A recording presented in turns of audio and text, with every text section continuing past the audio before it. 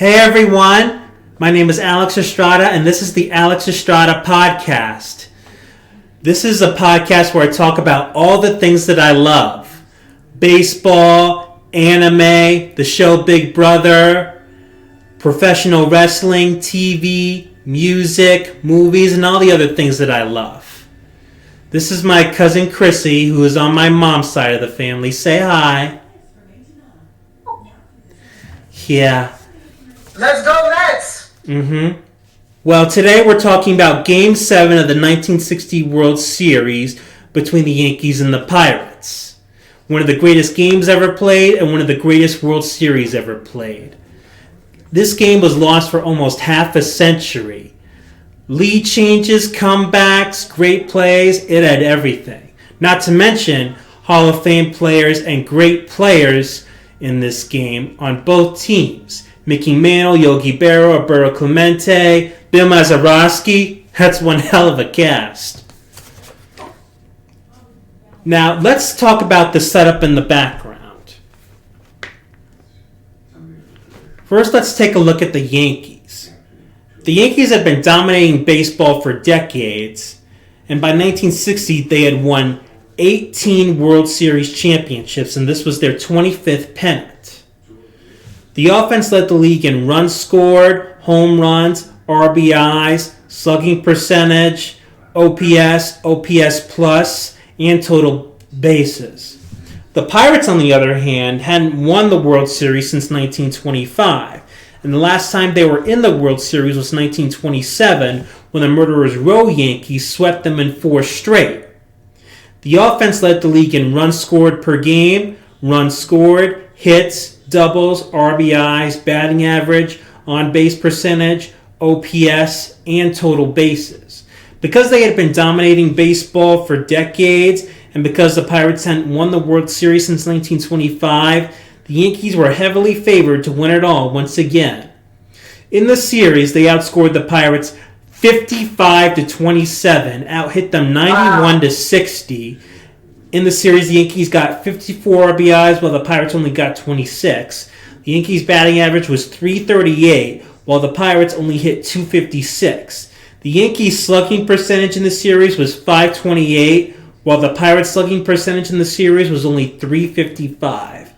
The Yankees' OPS in the series was .911 while the Pirates' OPS was only .656. As for the pitching, the Yankees' ERA in the series was .354. The Pirates' ERA was .711. The Yankees' WHIP in the series was 1.180, while the Pirates' WHIP was 1.758. Wow. The Yankees blew out the Pirates in the games they won, outscoring them in those games by a combined score of 38-3. That's a run differential of plus 35. The Pirates would just barely win their games, outscoring them 24-17. That's a run differential of only plus 7. The Pirates' minus 28 run differential is the lowest by any team in World Series history. The Yankees were destroying the Pirates by all of that much, and they still couldn't finish them off. There were a few things that cost the Yankees in this series.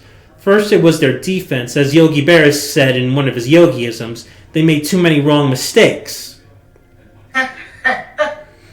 The Yankees made 8 errors in this series, while the Pirates only made 4. The Yankees weren't that bad defensively, but then again, these Yankees were much better known for their offense. What hurt the Yankees worse than their defense in this series was the late great Yankees manager Casey Stengel not starting legendary southpaw Whitey Ford in Game 1. In fact, he held Ford back until Game 3. Because of Stengel's decision, Ford isn't available to pitch Game 7, despite shutting out the Pirates twice. This is how Stengel was with Whitey Ford, always saving him to pitch against the toughest lineups and treating him more like a secret weapon. Of course, that all changed when Ralph Houck took over and had Whitey Ford pitch every 4th day. It was only 4-man rotations back then. But just imagine how many games Whitey Ford would have won had Stengel not held him back so much. Despite this, Ford is currently the Yankees' all-time leader in wins, innings pitched, in shutouts and second in strikeouts. In any case, Stengel gave the ball to 1958 World Series MVP Bob Turley. Turley almost went the distance in Game 2 when he beat the Pirates 16-3. He currently ranks 10th in the Yankees' all-time list in shutouts, but he was known for helping the Yankees come back from a 3-1 deficit against the Milwaukee Braves. He pitched a shutout in Game 5, saved Game 6, then came on relief in Game 7 and shut the Braves down. Now, let's take a look at the pitching matchup.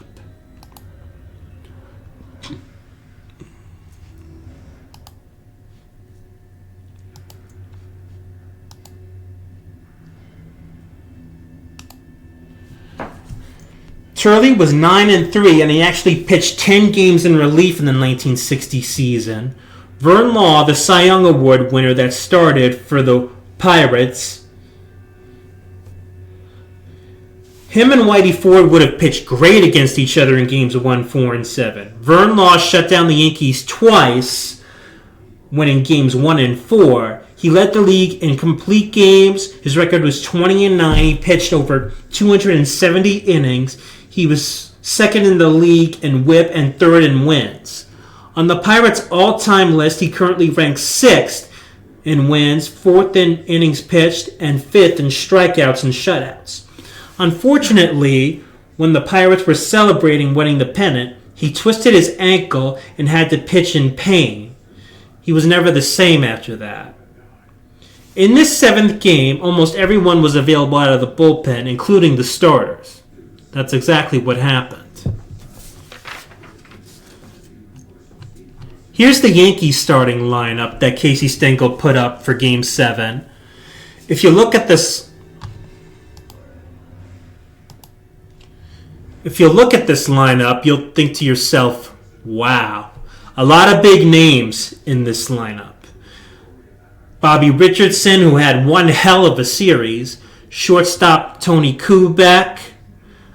The M&M boys, Maris and Mantle. Yogi Berra is in the lineup because he's hitting much better in the series than their regular left fielder Hector Lopez, especially against the righties. Yogi is at the end of his Hall of Fame career by now. These days he plays left field and backup catcher. Then first baseman Bill Moose Skowron. Johnny Blanchard is catching because in Game 6, Elson Howard was hit on the hand and suffered a broken finger. Now here's the Pirates starting lineup that Pirates manager Danny Murtaugh put up. Rocky Nelson is in this lineup the same reason as Yogi Berra. He's hitting much better in the series against the righties than regular Pirates first baseman Dick Stewart. Now as you can see, Dick Groat and Don Hoak finished second in the MVP voting, but many people believe that Roberto Clemente was cheated out of the MVP because of racism, and I agree with them. Even though Dick Groat won the batting crown, his other stats can't even compare to Roberto's, while Don Hoak's stats are much more similar to Roberto's. In 1960, Roberto had 94 RBIs, 16 home runs, a slugging percentage of .458, an OPS of .815, 261 total bases, and led the league in outfield assists. Groat only had 2 homers, 50 RBIs, a slugging percentage of only .394, and an OPS of only .766, and only 226 total bases. Roberto should have been the MVP, but because of racism in the voting, he finished 8th. 8th!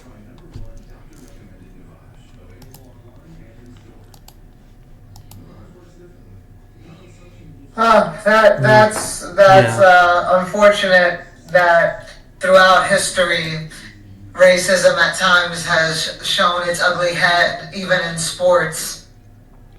So, I must say, Alex, that the way that you have prepared for this is very impressive.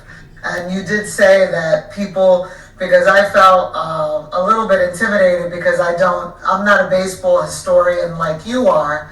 And just for you breaking it down this way, you're very clear And it's made. At first, I didn't understand, but now this definitely seemed like a David and Goliath situation. Where how could the Yankees not win? Yeah, I know. Now, one little thing before we get to this game. Before the mid 1970s, telecasts of sporting events on network television were always taped over. The main reason why we get to see Game 7 of the 1960 World Series is all because of the late, great Bing Crosby. Crosby was a part owner of the Pirates at the time and wanted to watch the game if the Pirates won. He recorded the game, watched it, and put it in his wine cellar where it remained for almost half a century and no one knew. So the fans who love watching this game as much as they want to owe Bing Crosby a huge thank you. Are we ready to watch Game 7 of the 1960 World Series between the Yankees and the Pirates?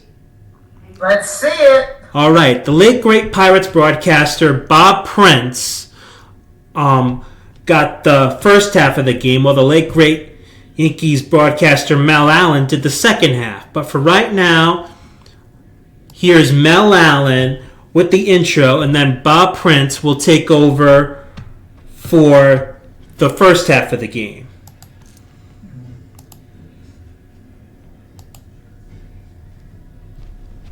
Forbes Field in Pittsburgh, the 7th game of the 1960 World Series.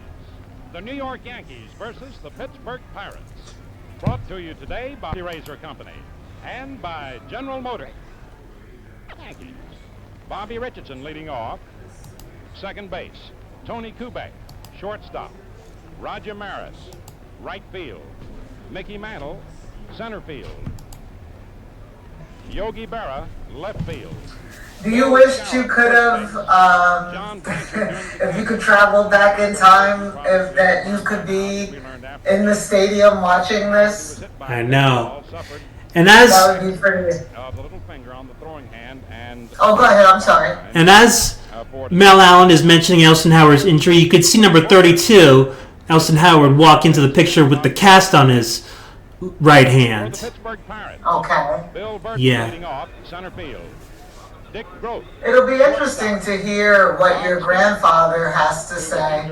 I know he was a Brooklyn Dodger fan, but has he shared any stories with you about this World Series that he remembers?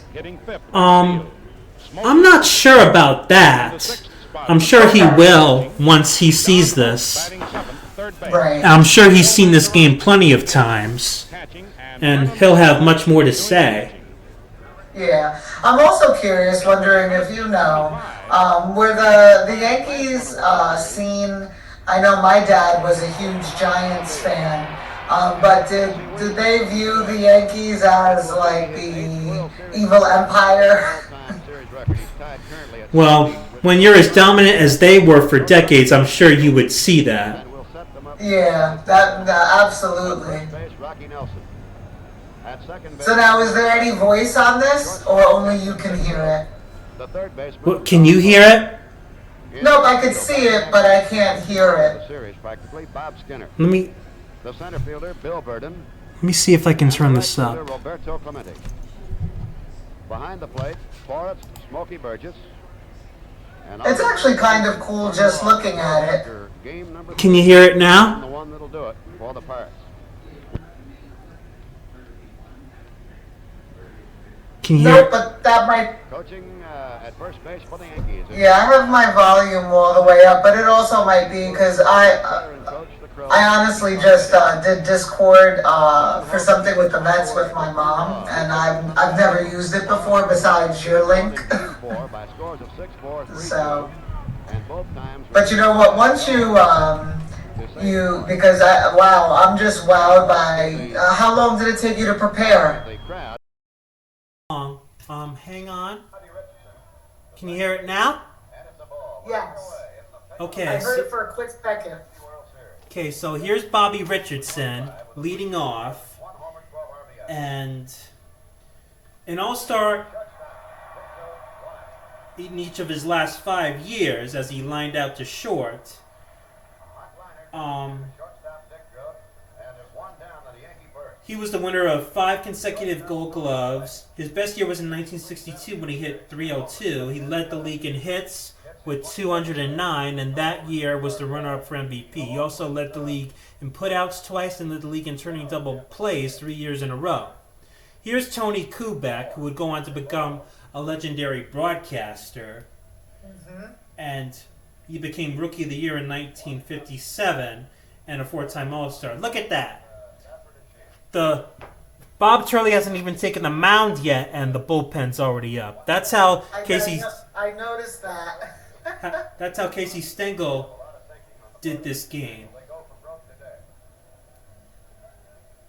He was ahead of his time, I guess, because now in baseball they do that.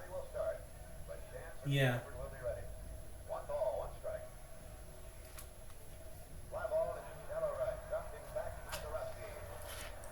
So wow, they have the footage of this whole game.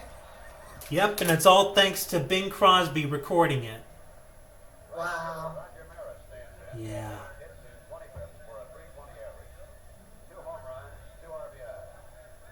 Roger Maris. Mm-hmm. Now, do we know how hard these guys threw back then? No, there were no radar guns back then.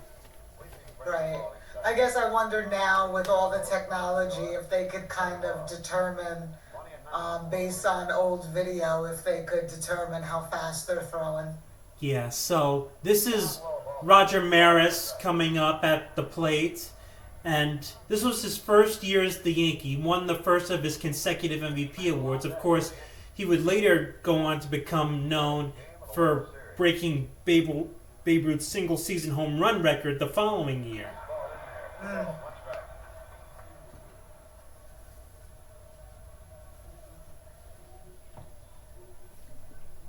view there of Vern Law, one of the greatest men in baseball.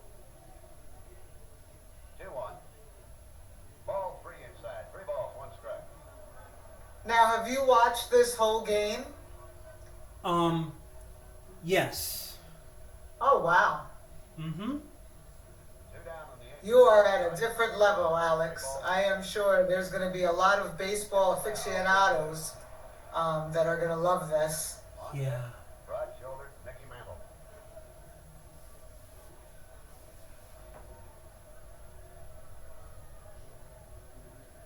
Definitely the debate about who the greatest was, Mantle, Mays, or who was the Brooklyn Dodger? Jackie. Snyder. Oh, yeah. Yeah. There are a lot of Mantle people that feel he was pound for pound, but I go with what my dad said, Willie Mays. Mm.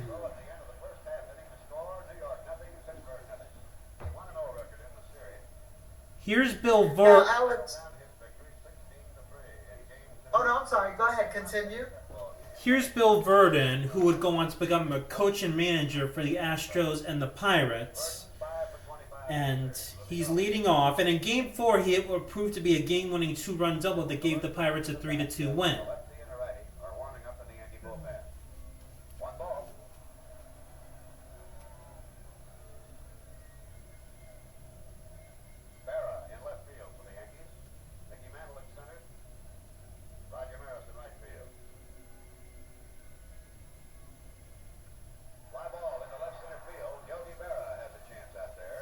How spacious the park was. Yeah, it was.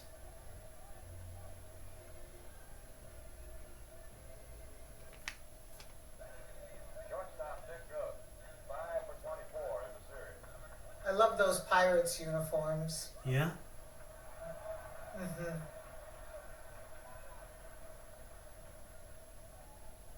So crazy to see them up there without helmets on. Yeah.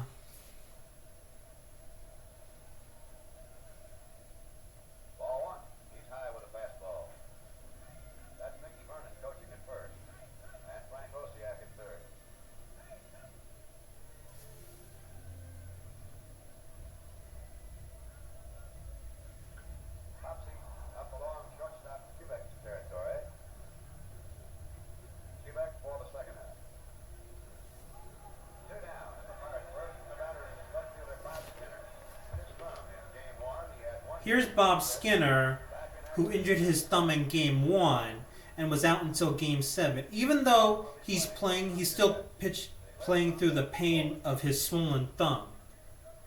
Well, he was caught in the rundown at Richardson tagging him as he slid back into third base in the first game. Outfield has swung to the right on Bob Skinner.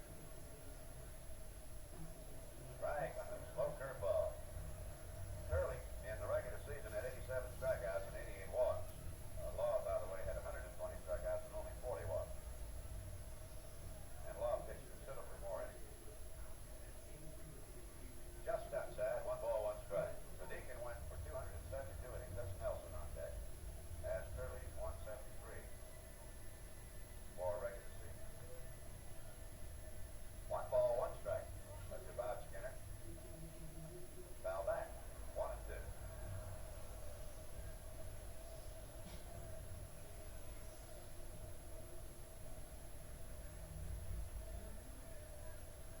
In contrast to the Yankee bullpen, which is active with Jansen and Stafford, there is no action. Let me ask you a question, Alex. Yes. Now that we have the pitch clock, Down his left line. isn't it weird to see the game back without it?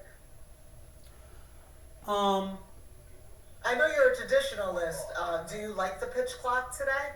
Yeah, I don't mind the pitch clock. Ball inside. Yeah, Yeah, I concur. yeah. Sometimes though, I remember the Boston Yankee games. That would be like 4 hours, just a little too much, a little too long. Yeah. I wish actually that my Twins games would have a pitch clock. Oh, yeah. Elston hired out as Mel Dozier and Yogi Berra in left field. Yankees have another catcher available to them if they'd like to use him, Dale Long. I don't know if he has his left-hand catcher with him, though. He walked. Did they give stats for how many people attended this game? It looks like a packed house. Let me check to see what the attendance was for this game. I'm sure it was packed. It looks packed.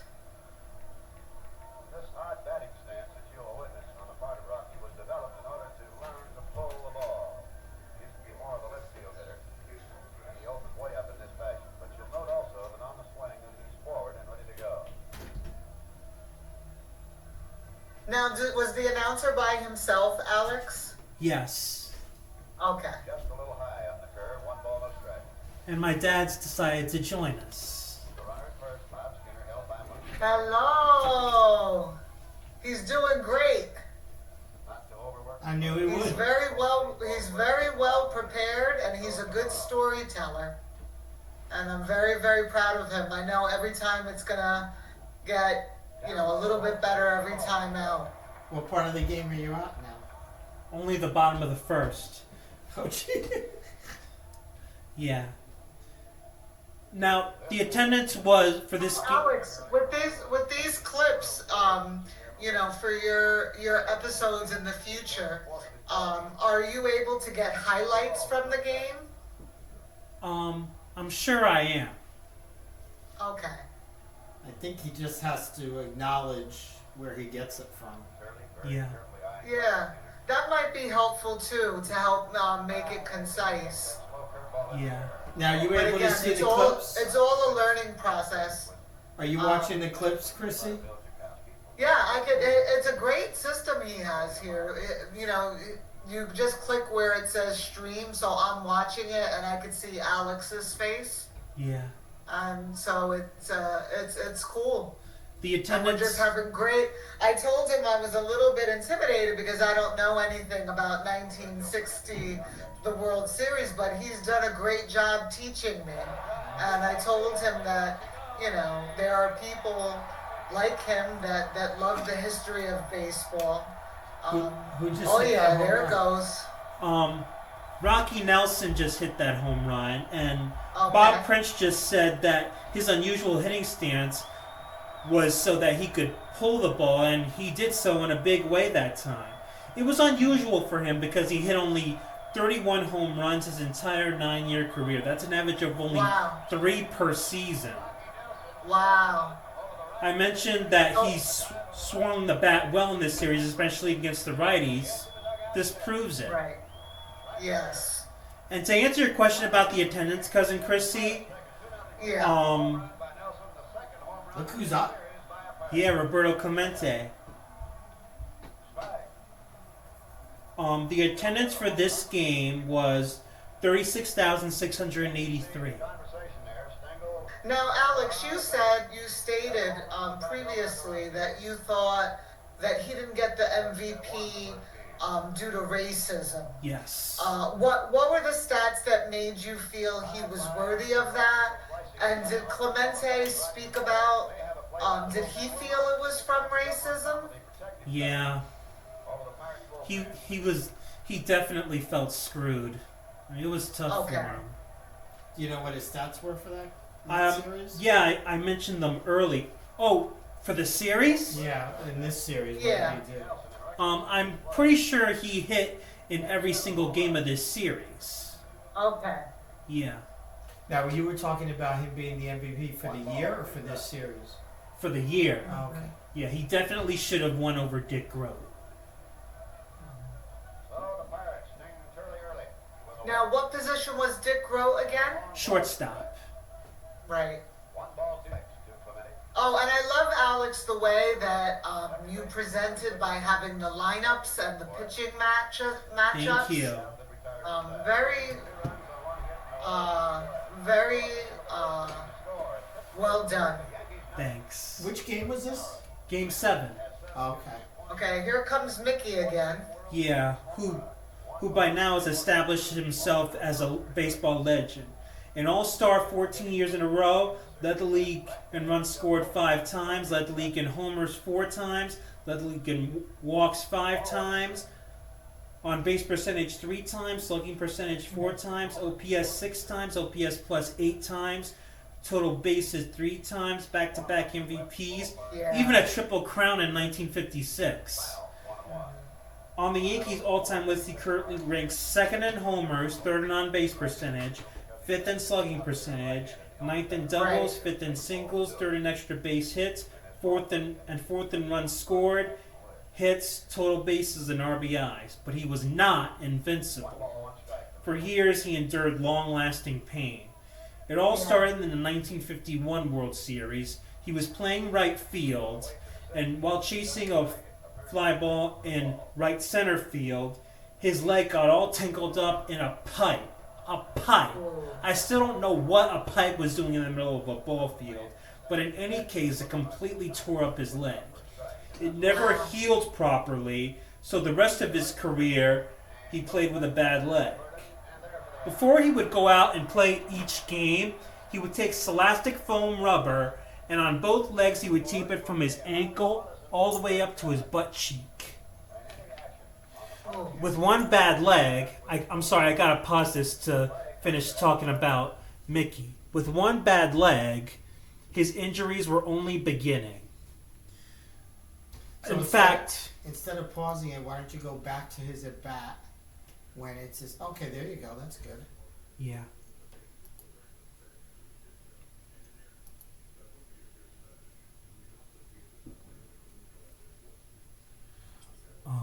One moment.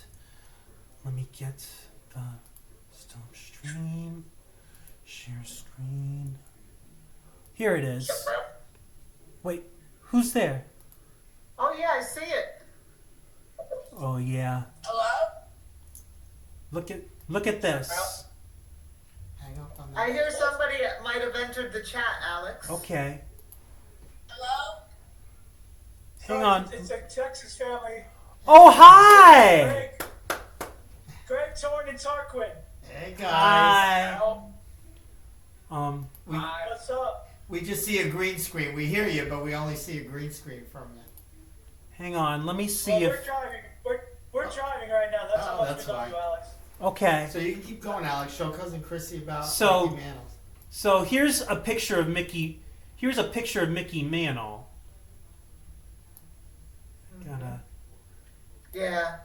And did they say, do you believe that that's where his problem with alcoholism came from, the pain, or?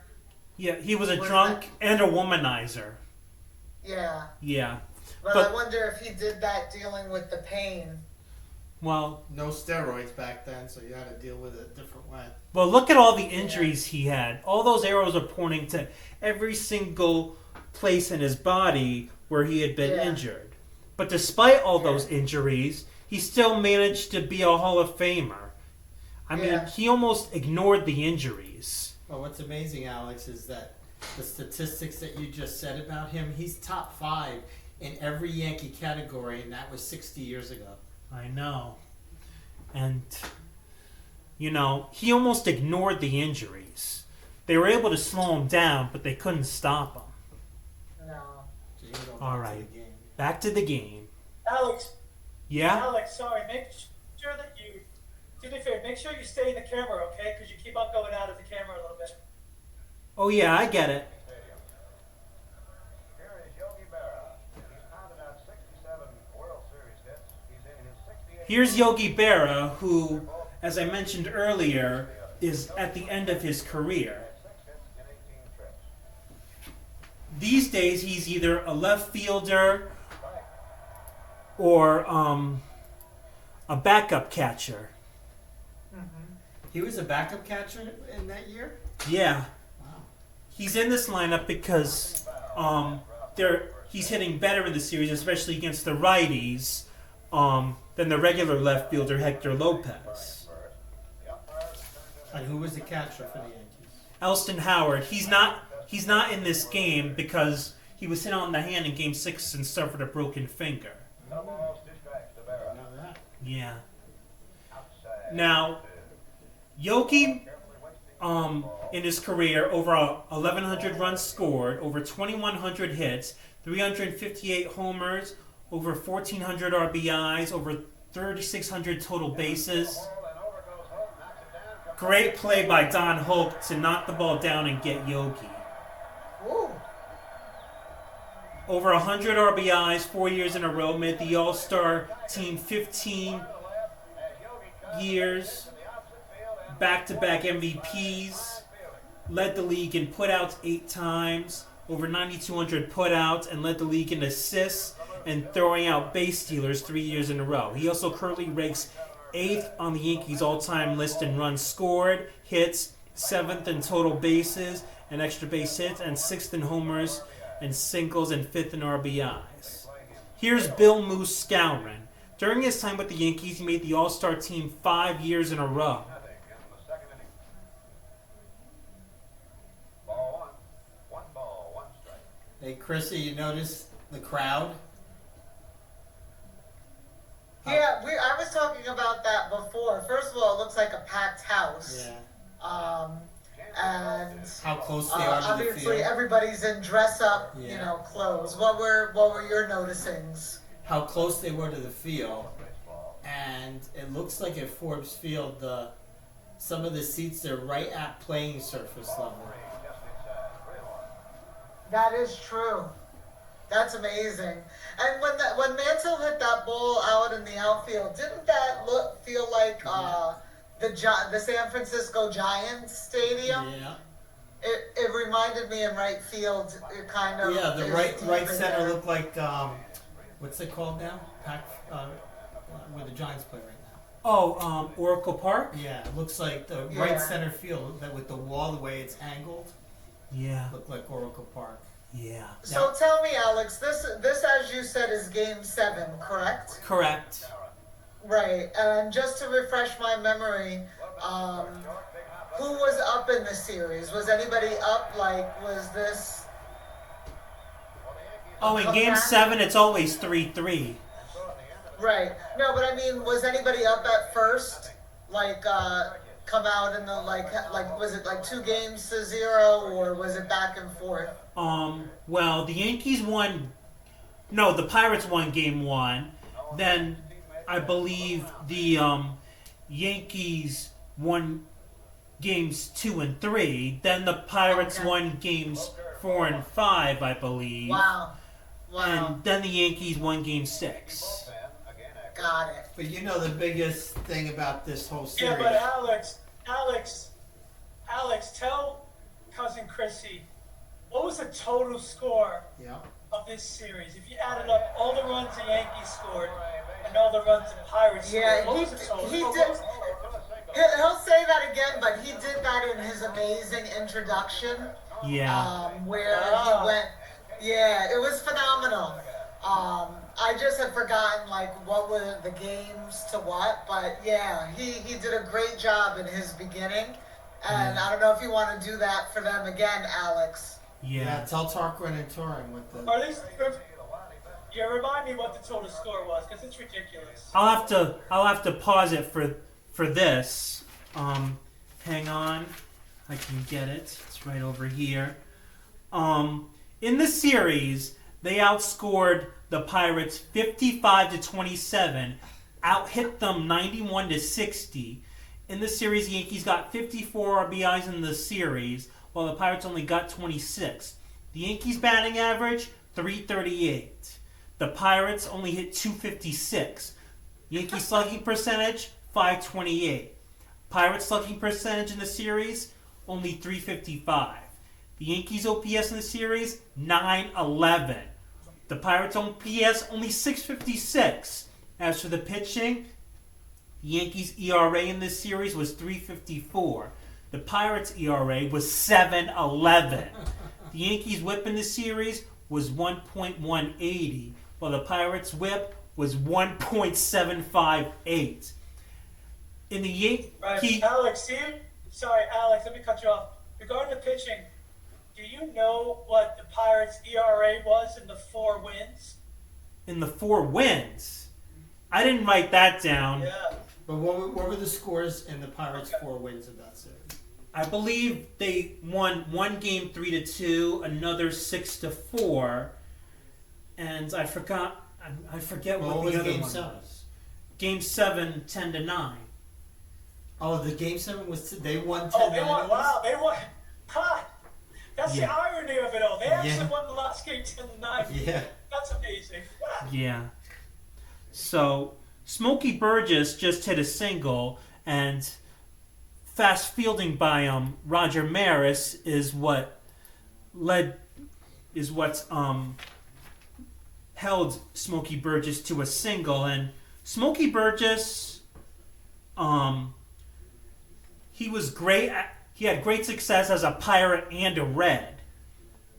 He's in the Reds Hall of Fame, but as a Pirate, he made the All-Star team 3 years in a row, and later on in his career, he became such a great pinch hitter.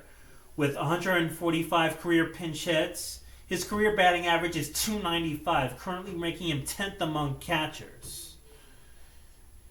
And Yogi Berra already is making a pitching change. Yeah, by the way, sorry, Alex, that's amazing because, you hear so much about Yogi Berra, but I didn't really know that about Smokey Burgess, so thank you so much. Bob Prince said that they refer to him as the Little Round Man.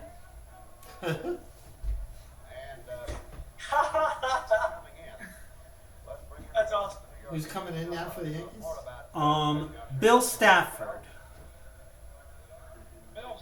He ain't rushing, that's for sure. No. He's taking a leisure stroll. Now, as I mentioned earlier, everyone's available out of the bullpen, but Casey is the one who did it super early. It's only the second inning.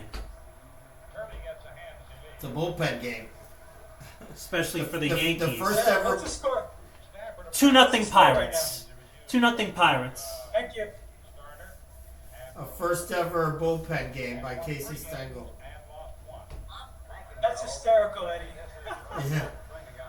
And it's like you just asked, Greg. It's 2-0. It's not like it's 5-4 or something like that.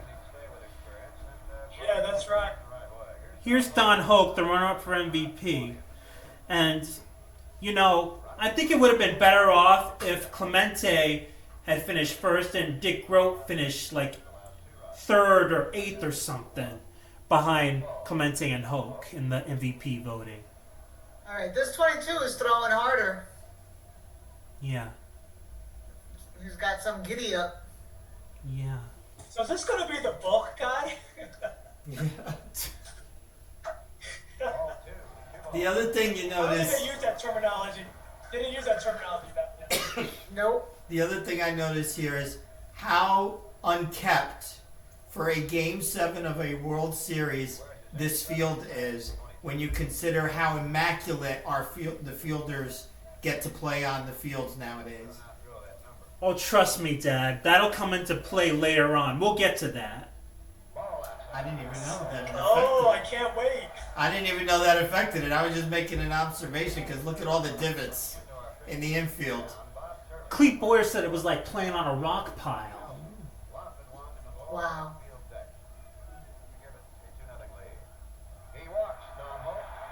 Yeah, he walked him. Alex, get your face in front of Alex, get your face in front of that camera, boy. Come on. Yeah. There it is. Yeah.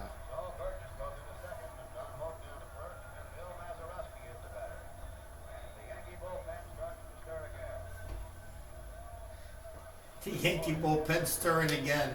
It's only that. Here's Bill Alex, Mazeroski. are there other Boyers in the league? Were there multiple Boyers, or is that the only one? There's multiple Boyers. Here's Bill Mazeroski. As every baseball fan knows, he's obviously the hero of this game. Now, there's more to his career than just this. 10-time All-Star on the Pirates list. He ranks 9th in extra base hits, doubles, and total bases, 8th in hits, and 7th in singles and RBIs. He's also best remembered for his play in the field. 8 Gold Gloves, over 4,900 putouts, over 6,600 assists, over 1,700 double plays turned, and a career 983 fielding percentage. He led the league in putouts 5 times, assists 9 times, fielding percentage 3 times, and to top it all off, he led the league in turning double plays 8 years in a row. In the series, he's already come up clutch a few times. A 2-run homer in Game 1 that helped the Pirates win 6-4. In fact, before Game 7, that was the only Pirates homer of the entire series. But all those offensive stats that Alex just gave you to show you the state of baseball nowadays, Bill Mazeroski, who ends up hitting, being the hero, they just had him bunt with a man in scoring position. I don't know if that rolls. He rolled it. He bunted it foul the first time. I don't know if it rolls foul again if they don't let it go again. Yeah. Well, then it would have been 2 strikes probably, and he wouldn't have bunted. Yeah.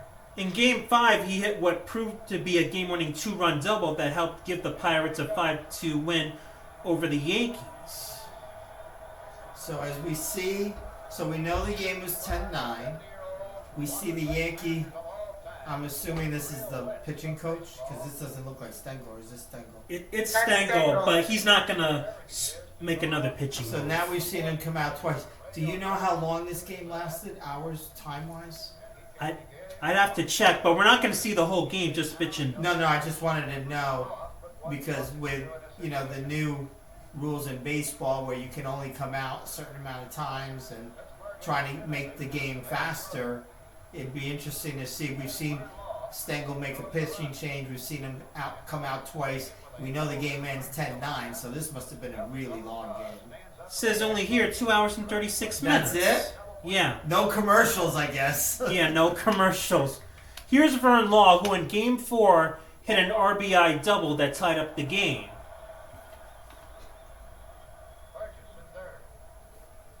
Put yourself Alex, on going camera. back to Mazeroski, he ended up getting into the Hall of Fame. Is that correct? That's right. And did he get in by the Veterans Committee, do you know, or did he get in the normal way with it? I'd have to check that out. I didn't even know he was in, Greg, till you But just said it. it took him a long time, though. I think it took him a long time to get in. Yeah, I didn't even know it until you just said it.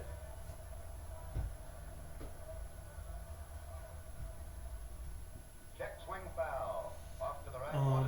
Who's the announcer? The first half of the game, it's Pirates broadcaster Bob Prince, but in the second half, it's Yankees broadcaster Mel Allen. The Pirates Yeah. series have had very little Oh, opportunity. that's awesome. The Yankees in one fell swoop. Yeah. They should That do was that also now. part of his intro. Alex Alex, people will be able to play this back, right? Yes. Okay, so they'll be able to see your awesome intro. Yeah. Oh, there we go. There goes one. Double play. Double play. 1, 2, 3 double play. Yeah, baseball's a beautiful game, and so are you, cousin Alex. I just wanted to say that it was an honor to be part of your opening day podcast, and it makes me happy to see the passion that you have. And like I said, you were so prepared, and I know you're going to learn from it, so that you can get a following. Why not you? You know, so keep working hard with this. I mean, even your flawlessness with the streams and getting me to see the video, and I learned a lot. So I just want to say I love you, and I've enjoyed this time with you, and best of luck, okay? Thank you very much. You're welcome. I believe in you. Thanks. Okay. Bye-bye. Bye-bye, Oh, Chris. bye, cousin Chrissy. Yeah, I'm saying on, hey, Bill, I saw Bill Vernon is in this game, huh? Yeah. Where do I know Bill Vernon? Didn't he coach the Astros in the 86 series against the Mets, or am I thinking that's the wrong No, that was It was- Hal. 86 was Hal Lanier. Bill Vernon was 1980 between the Phillies and the Astros. What team did he coach? What team? The Astros, right? Yeah. Yeah. Okay, I knew that sounded familiar. Okay. Yeah. Wow. Nothing at two. Burton tried to take the curveball and go down the left line with Look at that ballpark. Jeez. See the bullpens, Greg? Yeah.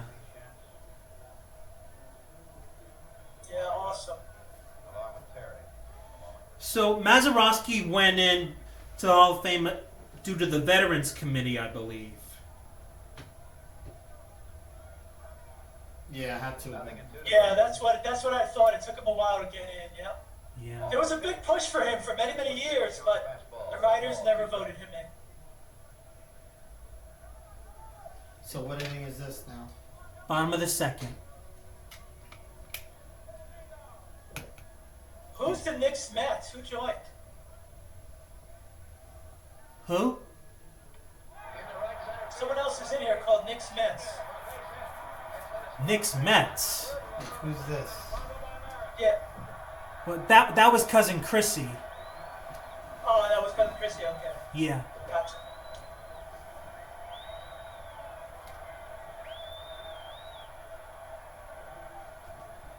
Everybody, I don't understand how people could have worn a shirt and tie in the summertime. I mean, obviously this is a World Series, so it was later in the year. But people wore shirts and ties in the middle of the hot summer to these games. But what's the date of this game, Alex? It was October something. It had to have been. Yeah, that's what I thought. Your dad, Mr. Estrada's talking about summertime. Yeah, no, I said that even though I know this is late, probably October, I still Oh, can't okay, believe sorry, that. I knew that. I still can't believe that people used to wear them during the summertime too. Yeah. That was the deal. That was the deal. Yeah. Yeah, it was. A little better spot with a double play. Only to see the single come up. Down toward third base. And it is Boyer up. And he throws on to Skowron for the out. The inning showed 2 runs. Now, do So you, what's going on now here, Alex? Oh, 4-0 after 2. Yeah. are you only putting up the innings where there's scores? No, but I will. But I will show quite a few important innings. Yeah, just put. Yeah. Here's Johnny Blanchard filling in for Elston Howard. He actually played in 5 games in this series. He went 5 for 11. That's a 455 average. Next year, he hit 305 with an OPS of 995. And in the World Series against the Reds, he went 4 for 10 with 2 homers. That's a batting average of 400. And one of those 2 homers in that series came in Game 4 off Reds knuckleball great Bob Perky that tied up the game. Hey, why? So you might have said this earlier. Maybe I missed it, Alex. Why was Elston Howard not in the game? Or not in the series? He was hit on the hand in Game 6 and suffered a broken finger. Oh, was a big loss for them, huh? Mm-hmm. Here's Clete It Boyer. seemed like pretty much. It seems like pretty much every Yankee hit in this series, though. Yeah. Yeah, I know. Here's Clete Boyer. Every Cardinals fan knows about his older brother Ken. In fact, in a 1964 World Series between the Yankees and the Cardinals, they played each other, and Clete watched Ken hit a grand slam. Now, in Game 1, Casey Stengel, who never believed in Clete Boyer's lack of hitting whatsoever, pinch hit for him in just the second inning. Dale Long, the guy who pinch hit for Boyer, ended up flying out, and Yogi Berra ended up getting doubled off to end that inning.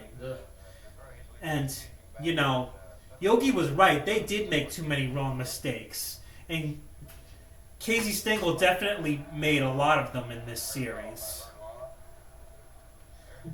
Wow, Alex, I'll tell you right now, that is awesome because you're giving like this kind of insight that I never knew about this game. So thank you. Yeah, I mean, it sounds like Casey overmanaged, huh? Yeah. he did. And despite, as Hector Lopez is going to pinch hit for the pitcher, despite his lack of hitting, Clete Boyer was a very good defensive third baseman. And despite his lack of hitting, in the 1962 World Series against the Giants, he hit what proved to be a game-winning home run that gave the Yankees a 6-2 win. As for his exceptional fielding with the Yankees and later the Braves, for which he won a Gold Glove, he led the league in assists 3 times, turning double plays twice, and putouts in 1962. 62 was his best year. For the Braves, he won a Gold Glove and led the league in fielding percentage twice. Hey, Greg, I don't know if you can notice it, but does it seem to you like it seems to me? This bat looks huge with this guy. Yeah, man, these guys choose bigger bats, man. They used heavier bats back then. Yeah. And I never knew the Yankees had a guy on the team named Hector Lopez. Yeah, we should. Too bad my dad's not on the call. He probably would have definitely been able to. He probably remembered Hector Lopez for sure. Yeah.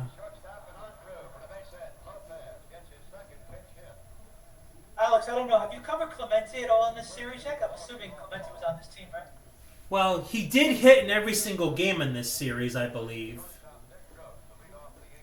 And he mentioned earlier when Clemente was up right before you came on that the controversy in this year was whether Clemente should have been the MVP for the year over Dick Oh, Grove. for the year, that's right. He had a great season. Gotcha. And that they Did were he trying. make any? And I'm sorry, I don't mean to jump ahead, but did he make some key defensive plays in this series also, Alex? Well, I haven't looked back on this series very much, but I'm sure he did, as Bobby Richardson flies out. He did. All I can say is he hit in every single game in this series, and he really was overlooked all just because of his race. And there he is. Hey, was Bobby Richardson a Hall of Famer too? How many Hall of Famers are in this game, Alex? Yeah. I think maybe just Mazeroski, Clemente, Mantle, and Berra. Nelson Howard. Elson Howard is not in the Hall of Fame, no. And none Bobby of the Richardson's pitchers? not in the Hall of Fame. how many other pitchers are in the Hall of No, Fame? he asked if Bobby Richardson was in the Hall. No. Oh, okay. For some reason, I thought he was. Okay. So four Hall of Famers that you know of are in this game. Pretty Yeah. cool. Yeah. Who were they again? Clemente, Mazeroski, Mantle, and Berra. So there's only 2 Yankees on this team that were Hall of Famers? Wow. Pretty much. Great players I guess nonetheless. that's right. I guess the 50s and the 60s were kind of lean years for the Yankees, no? Yeah. Yeah. And there he is on the mound, the great Bobby Shantz. He's on my athletics list when they played in Philadelphia. He won the 1952 MVP and probably one of the greatest pitching seasons of all time.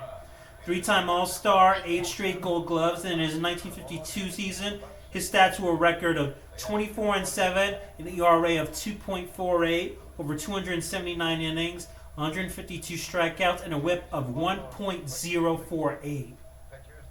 And Greg, I don't think the Yankees after '64 made the playoffs for like 12 years. That's correct. Yeah. Sorry, you said Mantle's on this team, right? Yes. Yeah, Mantle. Okay, yeah. Sorry, Tarquin was asking me. He asked me about Babe Ruth. I said, no, I think that Babe Ruth has already passed away by the time this game was played. Yeah. 1 ball, 1 strike. It will be interesting to note that Him and Gehrig were already off. For Nelson has a greater lifetime average against left-hand pitching than he does against right-hand pitching.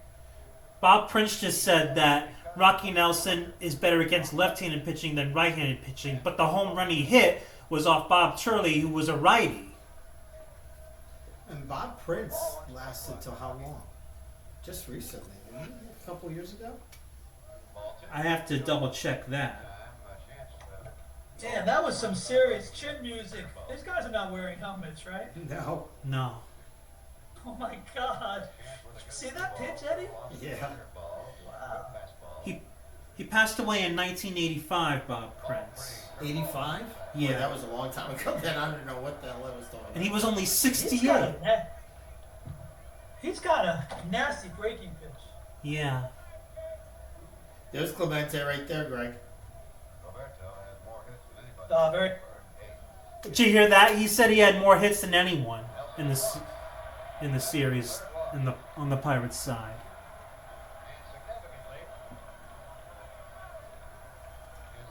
So wait, I can't actually hear the broadcast. So you guys can hear the broadcast? Yeah, in the background. But Alex can probably raise it up a little bit. I could try. No, that's okay. That's all right, Alex. No, it's actually been perfect. I don't need it higher, bud. That's good. Okay. It's been perfect. Considering all the games played. Clemente, a bunt foul. Another bunt. Roberto Clemente bunted with a man on first. Far outside, he would almost have needed a Dude, look, you're in the 7th game of the World Series, man. However you get on base. 100%. We even saw that this year, right? Where people were playing a little bit more regular baseball. In the Pirates' third, they beat the Yeah, regular baseball. I hear you. 7th game of the World Series. I think the Bellin. Titipuala? If you're trying to talk Titi Bellin, you're on mute. Ball low, curveball, 1-1.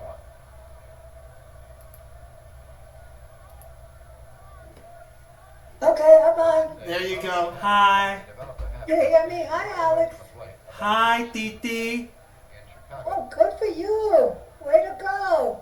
Thank you very much. Congratulations, your first podcast. Yeah. Greg's on the line too with the Twins. Second base, quick. I'm watching. Getting on to Quebec on the first double play. You just saw Roberto Clemente hitting Titi Bellin. The score is Pittsburgh. Oh, wow. New York Yankees nothing. That's wonderful. Okay, so I'm gonna fast forward now. So it's 4-0 Pirates, but I think you already know that it's not gonna stay that way. Otherwise, how could it be one of the greatest games of all time? So we move ahead to the top of the 5th, and it's still 4-0 Pirates. Bill Moose Skowron is leading off. I just wanted to be able to fix it. I'll pray your best out. Mike Law pitching with a bad left ankle. After his third victory in the series, comes right in there with a strike. Alex, remind me, who's on the mound right now? Vern Law. And this was the starter? Yes. The bunt is down. Okay, first thank and you. foul. Another bunt. A foul bunt, as you'll see. Yeah.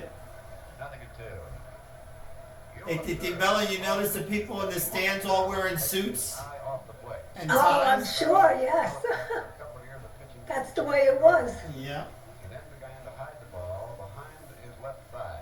And Everybody laughed at me when I joined Discord. there's a drive. They couldn't believe it. Ball has a chance. I was surprised too, There's Titi. a home run. I know, but I only joined because I wanted to watch the Mets games, and that's how I watch the Mets games. Wow. That's funny. So who hit this out? Sorry. Alex, who hit this ball out? Bill Moose Skowron. Yeah, was that an oppo? An opposite field homer. Wow.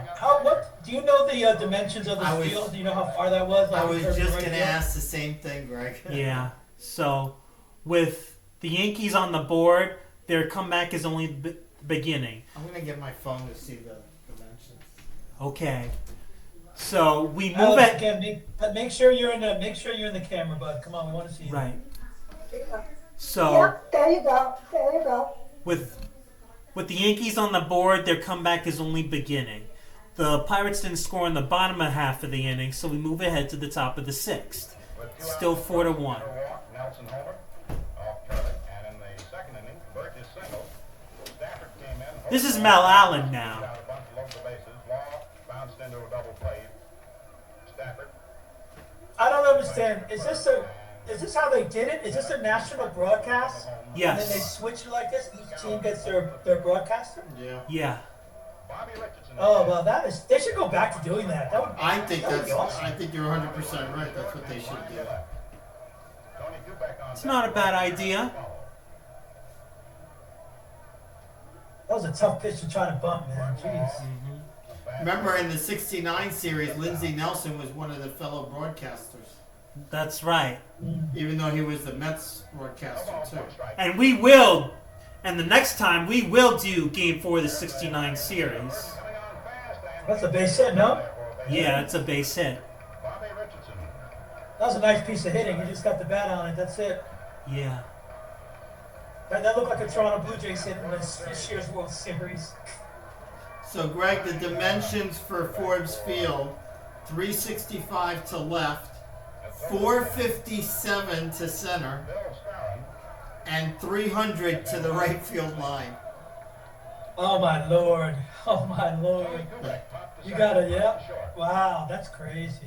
Inside. Ball But one. Chrissy made a really nice observation. Next time you see it, if you see it, that their right center field kind of looks like Oracle Field for the Giants right now. The high wall. Oh, okay. You mean, what is that, Triples Alley or something? Yeah, something like that. He come off. Yeah. Ball two. Casey Stengel in front of that dugout, watching the scene.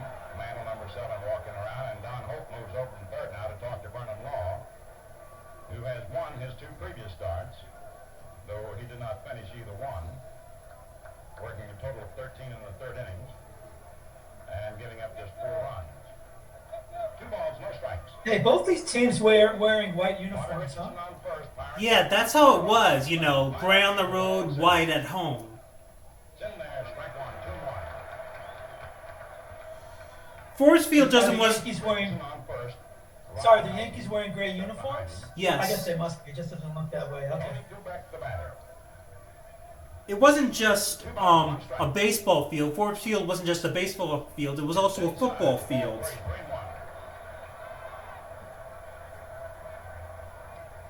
Yeah, no wonder why it's in such crappy condition.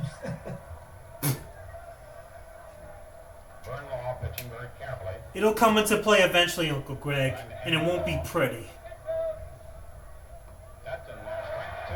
Full count. I can't wait. A master at control. Only walked 40 men in 120 innings during the regular season. Full count. Richardson playing it safely. Ball 4. Kubek walks. Richardson moves to second, and Danny Murtaugh comes out of the Pirate dugout with Roger Maris due up for New York. Can you rewind that for a second? Right after he walks, what he does with his hat. Oh, So I'm wondering, Greg, if they had special hats for when they batted versus when they ran on the field. Because just now when Richardson finished, it looked like he grabbed his hat and then tossed it. Full count. Richardson playing it safely. Ball Watch. 4. Bat and then the hat. Kubek walks. Oh, all right, look at that. Yeah, he had a batter's helmet. It might have been. I mean, maybe, yeah, who knows? Maybe it was like, grandfather, like certain people Yeah. didn't have to wear it, maybe. Yeah. yeah. Hey, Alex, sorry. Is Roger Maris a Hall of Famer? No. Into this ball game. Really? What? Shocker. I don't think he is because I don't think The master at handling he man. hit a lot of home runs Don after. Hope facing you. Let me look him up. Danny has great confidence in Vernon Law. I'm hoping so Okay, much. all right. I'm hoping I so always much thought he that was a Hall of Delgado gets in tomorrow.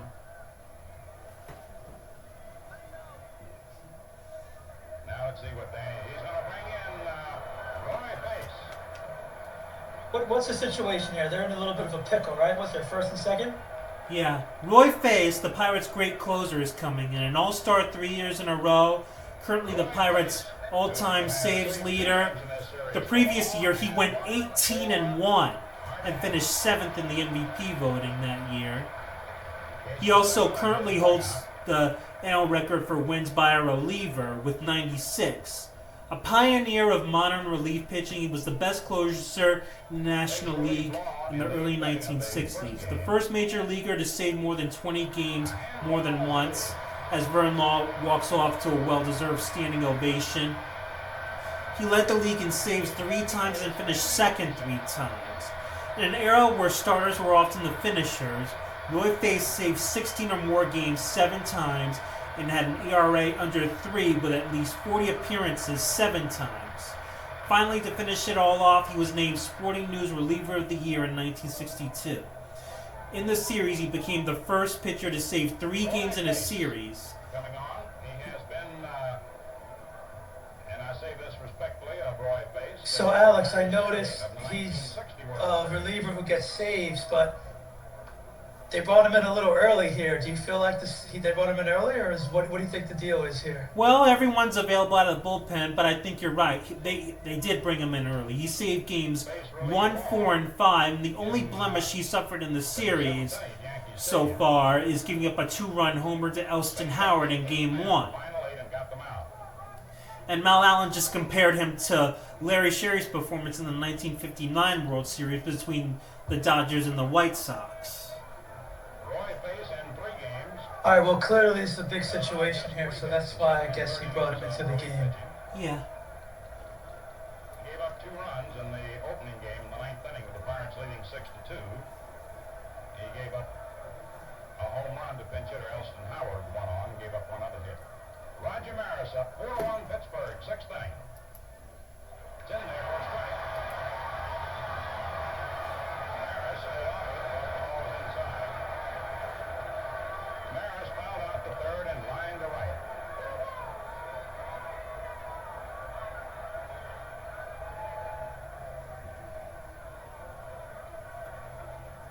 Yeah, Maris's career, Greg, was average. 6th inning, Pirates 4. In his numbers. Yankees 1. 12 years, he had about 275 career home runs, 850 career RBIs. Yeah, but I tell you, I can't be the only person who assumes that Roger Maris is in the Hall of Fame. Yeah, he had that one. Let me see. So, this is amazing when you think about it. So, obviously, we know him from his year when he hit 61 home runs. But the home runs he hit before and after the years 14, 28, 9, 13, 15, 39, 33, 23, 26, 8, 13. I mean, that 61 was about as big of an aberration as you could ever find. Yeah, no, very true. I mean, he had a couple of 30 home run seasons, so he was definitely a power hitter. But yeah, no, that's definitely an aberration. Yeah. That if anybody did that nowadays, now they'd be questioning it. Yeah, under Brady. Wasn't it Brady Anderson? Yeah. Base came on the 8th inning with 2 on, nobody out. Got the next 3. Gave up 3 hits and 2 runs. I'm hoping Carlos Delgado gets in tomorrow. He was on the ballot for only a year, Delgado. Yeah. The 2 appearances since then. But I'm hoping. Wait, you think? Sorry, not to change. You think Delgado's getting in the Hall of Fame? He might get in on the veterans tomorrow. 4-1 Pittsburgh. Oh, veterans. Okay. Yeah, he's on the veterans. Because of Belt. He's on the veterans Yeah, ballot but Belt. tomorrow. Yeah, sorry, because Beltran might get in too, so they might go in together. That's 2 Mets. But Delgado won't go in as a Met, but 2 guys who play together. Yeah, but his stats are amazing when you look at him. It's unbelievable he's not in. No, it's very true. And somebody on one of the radio broadcasts mentioned yesterday that he finished second in MVP balloting 3 times to 3 different players who are not in the Hall of Fame because of steroid accusations. So if they had not been the MVP winners, he could have been a 3-time MVP person. Yeah, that's amazing. Now, real quick, Alex. Like I told you, I really don't know a lot about all of this, but it's very interesting, and I'm here to support you. So will you be doing this on Discord? Yes, I will be. Okay, cool. So then I'll be able to watch and Love try you to all. learn a little bit, like you said. And the next game he's going to do, Titi Bellin, is the, I think, the game 4 of the '69 Met World Series. Yeah. Oh. That might bring back memories. Yeah. So it's 4-2 Yankees, and Yogi Berra is coming up now. You mean 42 Pirates? Pirates, excuse me. I love you all. The Mick. It's Yogi Berra now. Oh. Ooh, that was foul. Yeah. I was gonna say that looked fair to me. Yeah. There's the Mickey's on first. Yeah. And when Mickey Mantle hit that ground ball, Dick Groat really did give a good try at that ball. Could, as Mel Allen said, he could have prevented a run from scoring, even if he couldn't throw out Mickey. Oh, the sun is hot now. I love you all. Well, There's a drive hit deep to right field, but it is going to go foul. Wow. It is all the way, excuse me. All the way for a home run. Oh, it was a home run. Bad call. And we thought the ball was curving foul as a home run for Yogi Berra. Scoring. Kubek and Mantle ahead of him. now it's a ball game. And the Yankees have forged in front 5-4.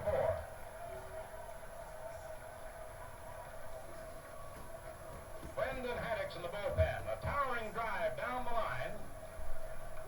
And Roberto Clemente fooled us a moment when he just stood there, and we assumed that he thought the ball was going foul.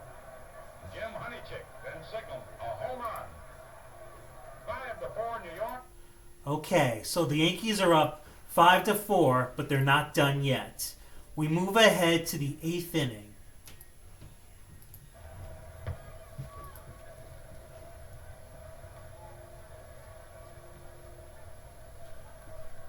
Maris fouled out the third, line to right, and fouled out the third.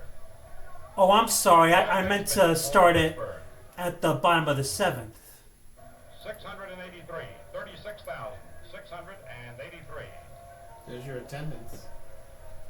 In the last half of the 7th inning, Smokey Burgess will lead off, Don Hoke on deck, and Bill Massey. So right now it's 5-4 Yankees? Yes. But they're not done yet. First, we're going to see the Pirates bat in the bottom of the 7th inning. Then the Yankees will continue.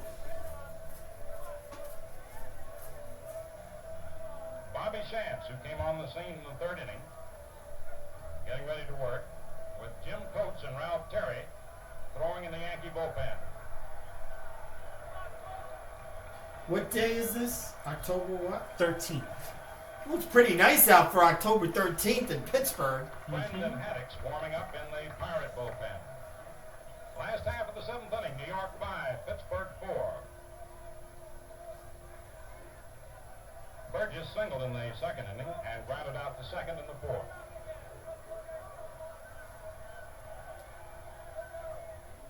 Curveball is over. Strike 1. I'm just amazed at the people in the background. I see women with dresses and white gloves on. Yankee bullpen. Yeah, that's the way it was back in the Wood day. on your left and Haddock's on your right in the Pirate bullpen. No balls, 1 strike. Smokey Burgess the batter. Curveball is last in the center for a base hit.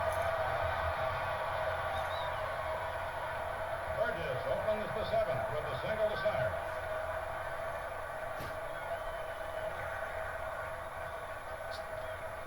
And Joe Christopher will go into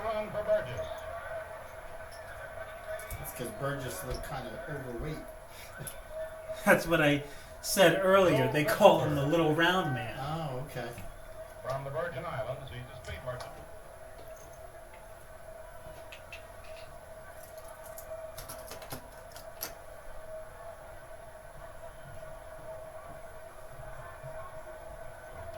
Don Hope steps up, walked and grounded to second. Inside, ball one with a fastball. Yankees 5, Pirates 4, last of the 7th. Scowen holding against Christopher.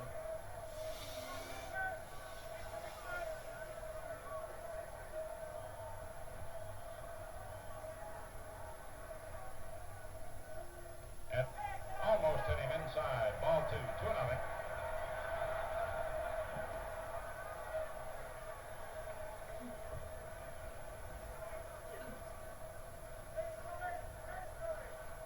Don Hope, the batter, taking a look down at third base coach Frank Osiak. Coach and Terry heating up. Brendan Haddix for Pittsburgh. 7th inning. 5-4 New York. Christopher running for Burgess on first. Nobody out. And it's inside for ball 3. 3-0.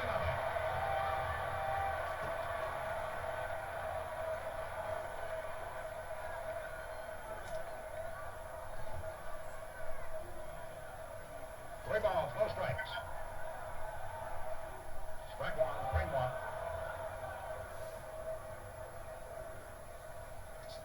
Joe Christopher. Shadows starting to take over. Mm-hmm. A 3-1 count on Don Hope. Nobody out. Last of the 7th. 5-4 New York. Final game of the World Series.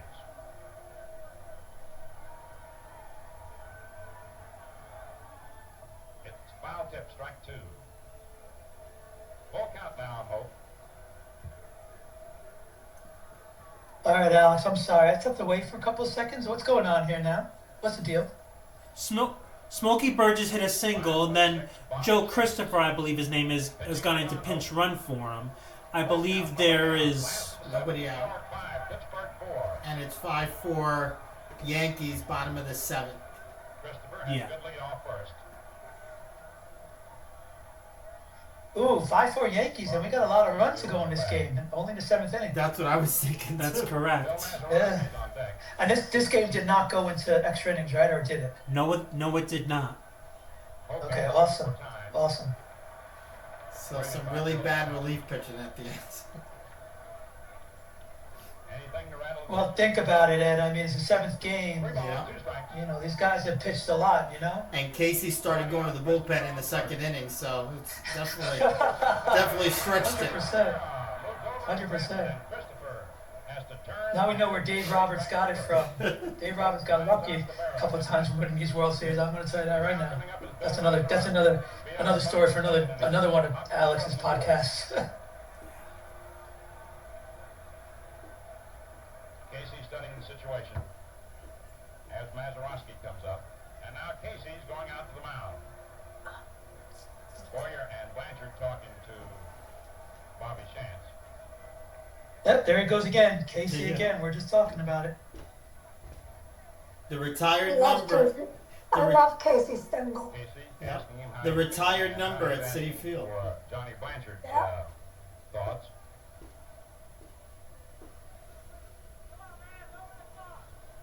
I think, Greg, what do you think? I think Alex one day should do a podcast that goes over Daniel Murphy's run barrage in the postseason and invite Daniel Murphy on his podcast to talk about it. I don't know his email. We can find it. I'm sure he's on Twitter somewhere. Yeah, no, that would be a good podcast. No doubt. Yeah. There's a bouncer hit toward Kubek, over to Richardson, back on to Scowen. It's a double play, and the side is retired. Oh, that was a nice pick, huh? One hit, no errors, no one left on. The score is New York 5 and Pittsburgh 4. Yeah, real quick, I missed it. How'd they get those 4 runs in the 6th inning? Mickey Mantle RBI single and Yogi Berra a 3-run homer. Yogi Berra, did he hit it to right field? Yes, he did. Yeah. Upper deck, that Mel Allen first called foul and said, wait a minute, no, it's fair. Yeah. Little dribbler, and he said that Roberto Clemente fooled him when he just stood there, and he assumed that Clemente thought the ball was going foul. Out comes Mickey Mantle, who flied to right center, single to right, and single to That's center. funny. That was a pretty athletic play by Drove in one run that pitcher. and scored Damn. one. Nobody wearing batting gloves. Joe DeMaestri goes down to the Yankee bullpen to loosen up, which might indicate his going in to play short. And Kupek, Okay, what are we looking at here in terms of 5-4 Mickey New York. Mantle? It's the first Is half he of towards the season. end of is he towards the end of his career here, Alex, or he's in the He prime of his doesn't. career? What's He didn't retire until I think after 68. Okay, so he might be still in the prime of his career. Is that what we're saying here? Yeah, let me see what his stats Just were. about. What were his stats this year? Do you know? I'd have to A line double drive check. short. He lines to short, and Damn, he hit that ball hard. Third, fly to right, and then hit a towering drive down the right field line. Look at Yogi coming out with the two bats. That is freaking awesome. yeah, You would never see that today, No, Alex. not anymore. Never. Look at that. I have not. 5-4 New York. That is fantastic. Yeah, and let's see about Mickey Mantle. Ball one. His stats in 1960, 60 or 61? 60. 40 homers, 94 RBIs. OPS 957. Yeah, that's not such a good year, is it? 294 total bases. You know what's amazing? That he only had 90 RBIs with 40 home runs. 119 runs scored that year.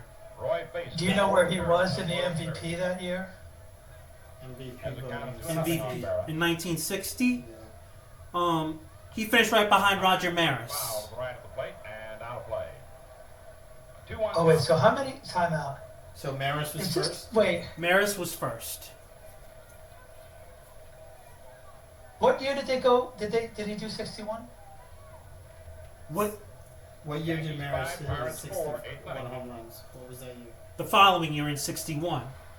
61 and Following 61. year. Yeah. 2 away, nobody on. So wait, 2-1 so count on so Burns. wait, Maris won the MVP this season? 60? Yeah. Wow. Oh my God! Wow, I'm and he's gonna not. Wow, sorry.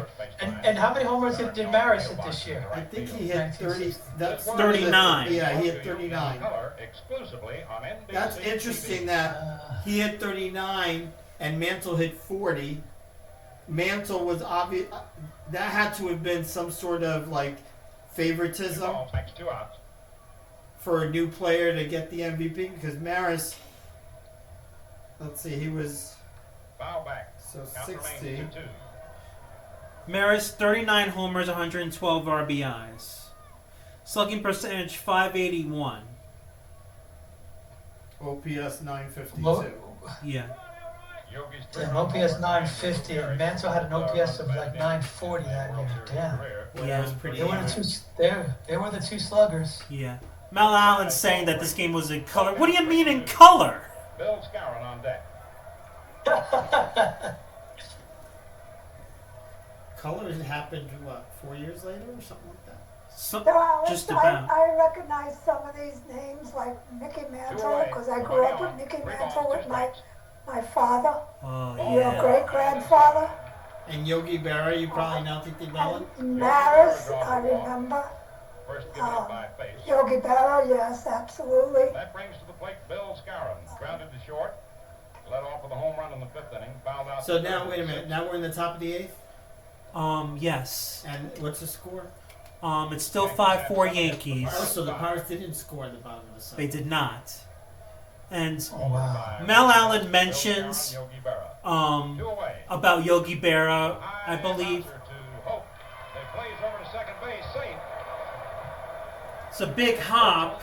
Maybe Don Hope took a little too much time. And it is scored Baltimore as chop. a base hit Yeah. for Skowron. So that was so. I don't think Yogi was known for his speed, was he? He was not. Also, 12th series hit. he beat that throw though. It's just a high Baltimore Tying chop. World Series record And they were- for most hits Yeah. in the series. They were talking about him, Yogi Berra's timely hitting, and that 3-run homer of his sure was timely. Hit to the box. There you are. Grounded to first. Good. Yankees 5, Pirates 4, 8th inning. 2 away. I don't think I can hear you now. Barra moves off second. me? Skowron off Oh, first. sorry, no, me, There we go. sorry. Oh, okay. Alex, so remind me, Yogi is in the Outside, towards the end of his career here? Yes. Okay. And Yogi on second. Skowron they were on first. mentioning something about Joe DeMaestri possibly coming in, Mal Allen was. Little does Casey Stengel know what's going to happen in the bottom of the 8th. 8th inning, 5-4 New York. 2 men out. Roy Pace pitches Yeah, to Greg Johnny wrote Blanchard. Yogi's last year was 63. It's a high foul out of play off first base. And the count is 1-1. And really, he didn't play 61. Second, Skowron This is on 60. first. 60. Moose, tied the 61 was record. the last time he Moose played over 100 Martin games. After had that, he 12 played in like 80 1953 in games. 6 games. Edgar Rice had 12 with Washington in 1925, and John Martin in 1931 with the Cardinals. In 7 games, Charlie Herzog and Joe Jackson did the same in 8 games. There's a line drive, and it's into right center field for a base hit. Barra turns third, comes in to score. Blanchard round second, heads for third. As the ball was bobbled momentarily by Clemente, Johnny Blanchard Well, line to right center. drive was a bit generous. 4. To be honest with you. Yeah. I think a line drive to Clemente with Yogi Berra running would have had a different result. Second, and flying to left. 100%. Bob Friend gets up to throw again for Pittsburgh.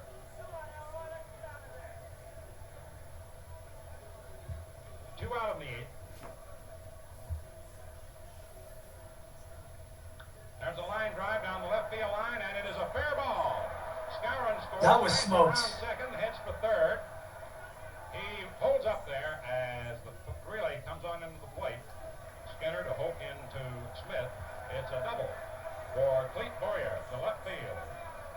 Driving in, Bill Skowron with a second run in the inning, and it is 7-4 New York. And the Damn, that ball was smoked. I bet you Now most- you're talking about 7-4, 8th inning. Yankee fans got to be thinking, "Oh, we got this game." 100%. 100%.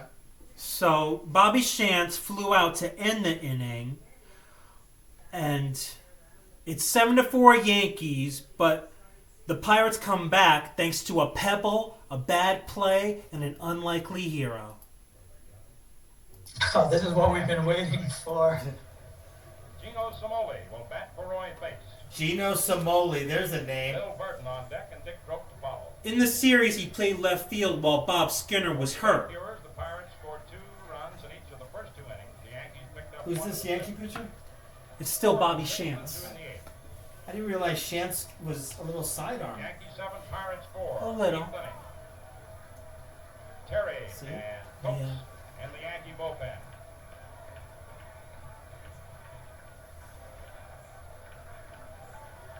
Bob Friend loosening up for Pittsburgh, along with Harvey Haddix. Harvey Haddix. He was the coach for them. So I think he was their pitching coach for a long time. Gino Samoli's had 4 for 19 in the series. Batting for Roy Pace. Oh, for Strike 19. 1, slow curve. Did you say he was 0 for 19 in the No, series? I think he said 4 for 19. Oh, okay, sorry. I thought I heard 0 for 19. I was like, oh man, that's terrible. High ball, Yeah. 1-1. To pinch hit a guy in the 8th inning when you're down by 3 runs when you're 0 for 19 would have been the story. Not that 4 for 19. Well, I guess 4 for 19 is not horrendous. Yeah, it ain't good, but it's No, not it's Ball not on terrible. strike.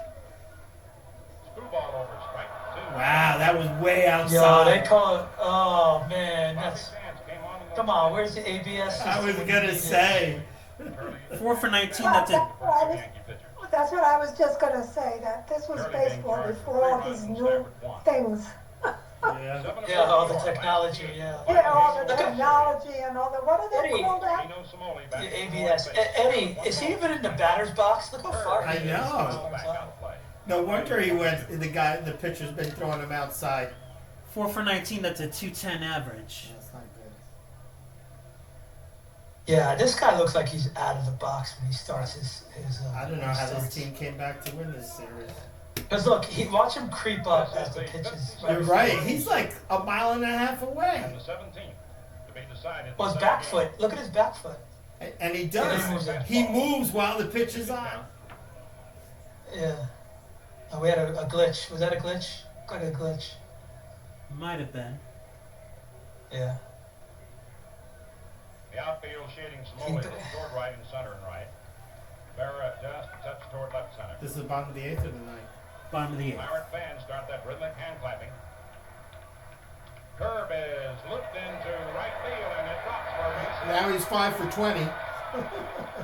There you go, 250, baby. Opens the 8th with a pinch hit. 40-point increase in his bat average. And a very important hit, no less. Yeah. Who's this guy, Alex? This is a funky-looking guy here. It's Bill Verdon. Oh, wow. Oh, that's right, with the glasses. He always had the glasses, huh? Darn. That's right. The second hit given up by Bobby Shantz. Here's Bill Burton. Fly to left, single to right to drive in 2 runs and grounded to second. It's in there, strike 1.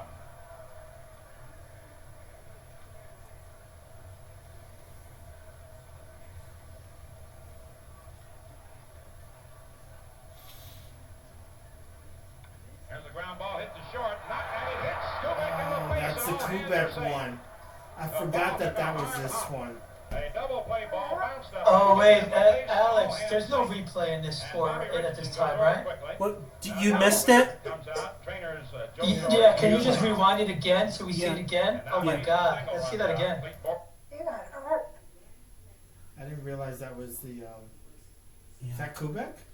Yeah, Tony Kubek. Is that the one that pretty much ended his career? Pretty much.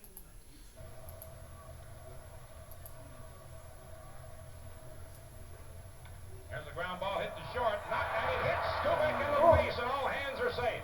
It was a bad. But that hit him in the neck. Where did it hit him? No, it hit him in the eye socket. I think. No, it hit him in the throat. Oh, it did hit him in the throat. Right in the Adam's apple. Now Johnny Blanchard comes out. Oh, and Joe man. Torres and Gus Mouch. Is that Billy Martin, number 1? Now Casey No, Bobby Blanchard comes Richardson. out. Lee Boria moves on to the Oh, scene. Billy Martin's already retired, right, at this point? Something like that, Bobby yes. Shantz got him to come up with It what bounced up appears so to be sharp that he ball couldn't hit even the protect butt and himself. Kubek in the face. It knocked the wind out of him, and he literally coughed up blood. His windpipe was swelling. He had trouble breathing. He couldn't talk. He couldn't swallow. He thought he was going to suffocate. I don't know whether it hit him in the Adam's apple, around the chin, or just where. Casey at the moment is blocking your view and mine. And he signals over to the Yankee bullpen, I believe, for Joe DeMaestri. Alex, am I correct that Billy Martin was number 1 or no? He was. Okay, thank you. Was Tony Kubek known to be a good shortstop? He was a good shortstop.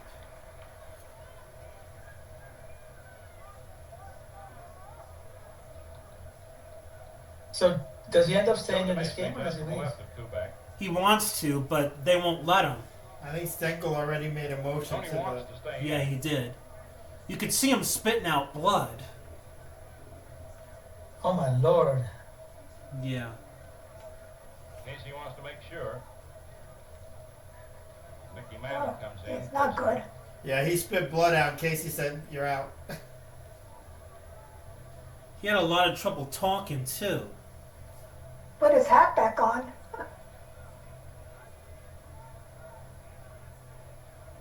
Tony doesn't want to go out. He's just trying to convince Casey that he's all right. And Casey says, look, if you're not, it's not be a hero in that sense. I'm surprised. I gotta be honest with you. The way he looks, I'm surprised Casey he took says, him I've got out. somebody to take over. He looks like he could have kept And on so Tony playing. Kubek is leaving. Yeah, but he was bleeding. Yeah. Yeah, so what? It's game 7. He had to go to the hospital in an ambulance. They had to keep him overnight for observation. He was monitored for airway obstruction. He was later diagnosed with a severe voice box contusion. Soon after this, Tony began to suffer from degenerative neck and spinal problems, chronic neck stiffness, chronic neck pain, pinched nerves in his arms and shoulders. A few years later, he had to have cortisone shots sometimes during games. He said himself that this play is what started the neck problems, the disc trouble, and the nerve pains, and he was never the same. It affected his hitting and his fielding. He began playing in fewer games. If it wasn't for this play, he could have played 5 to 7 more prime years. It didn't end his career right away, but it was the reason why he was forced to retire 5 years later at the age of only 29. He said he couldn't play through the pain.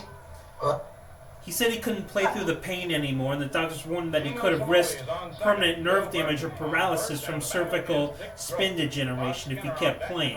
When he retired, he said that he couldn't turn his head without pain, and he couldn't swing, move, or throw like he used to. But he wanted to stay in the game. He said it wasn't worth risk being in a wheelchair at age 40. So instead of 2 outs and no one on, there are runners on first and second with no one out.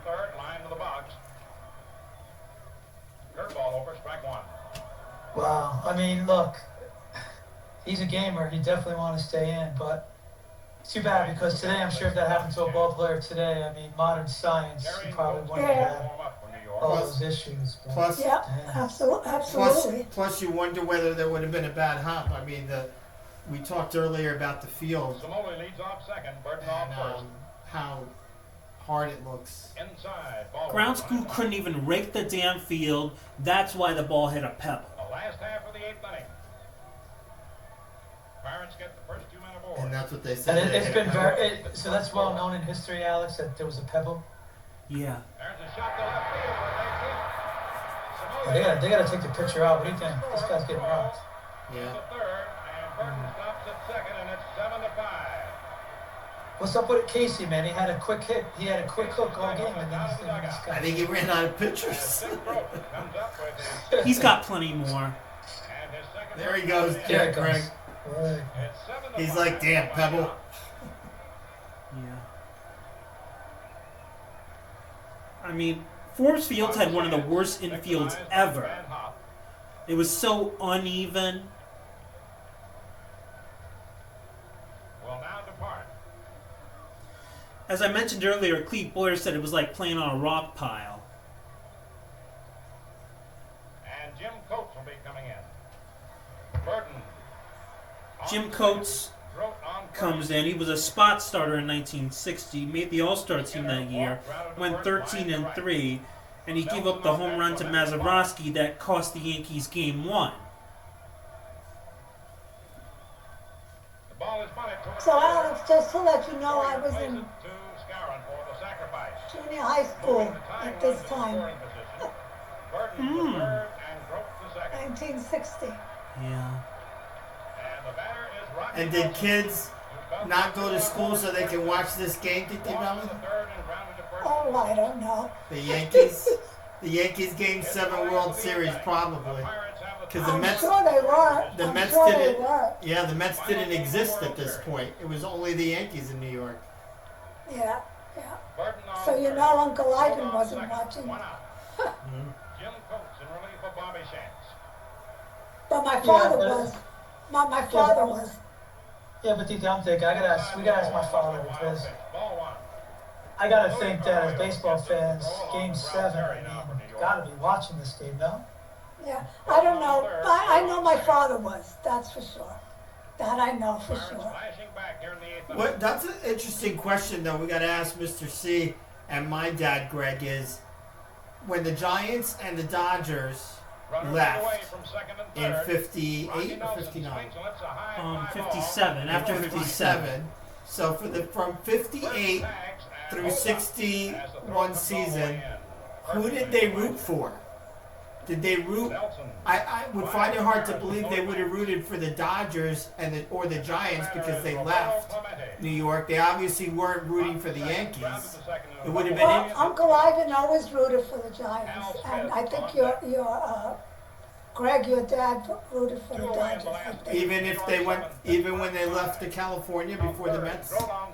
Yeah, Ivan, yeah. rooted for the Giants all the time Wow. until the Mets came in. Yeah, but no matter what, that must have been miserable for Giants and Dodgers fans for those few years. Yeah, I I'm mean, sure. you couldn't even watch. One, you probably couldn't watch the games, even if you remained a fan, and Yep. the hours difference. Yeah. This was before you had really the greatest airplane travel, so you really couldn't travel from New York to California. Oh, I don't know how many people would have done that. No. Yeah.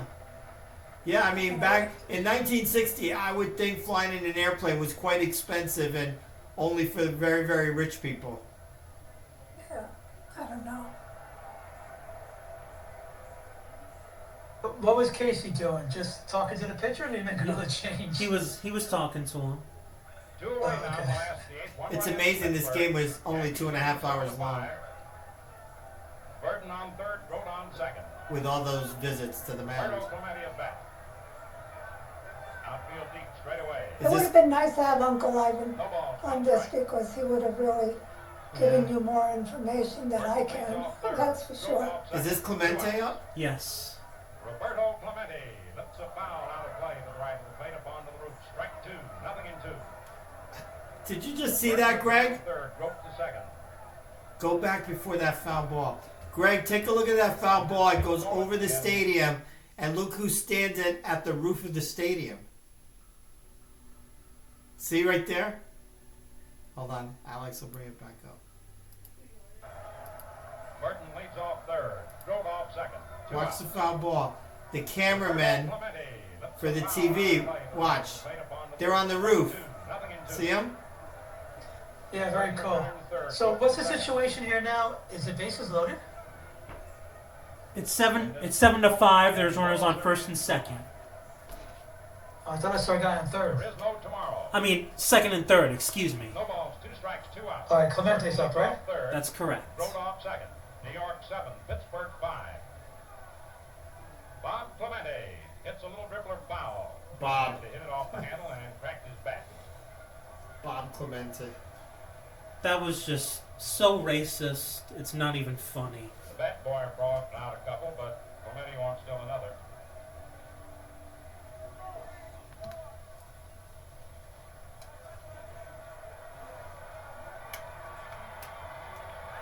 Oh, he broke his bat on that? Apparently. Huh. Look at that bat, Ed. I know, man. It's unbelievable. The strength they No have to balls, have two strikes, two outs. to swing that. Burton on I third. mean, I don't Grote think, on second. maybe I'm wrong, but I don't 7 to think you had 5 any New York. Randy Johnson 100-mile-per-hour throwers, but Clemente takes it low outside. Ball one. I mean, they look like they're throwing hard, dude. Hearts race and yeah. And you notice that in this last half of I the think this inning, is where the final mound, is the World mound Series. flat? It looks It like looks it. pretty flat. Yeah. Burton moves off. Yeah, Grote off advantage second. hitter. One ball, two strikes, 7 to 5 New York. Runners widen their leads. And Clemente hits a soft dribbler towards Skowron, and nobody's going to get over it. Bases loaded. A huge That's brain, amazing. a huge brain fart by Jim Coates.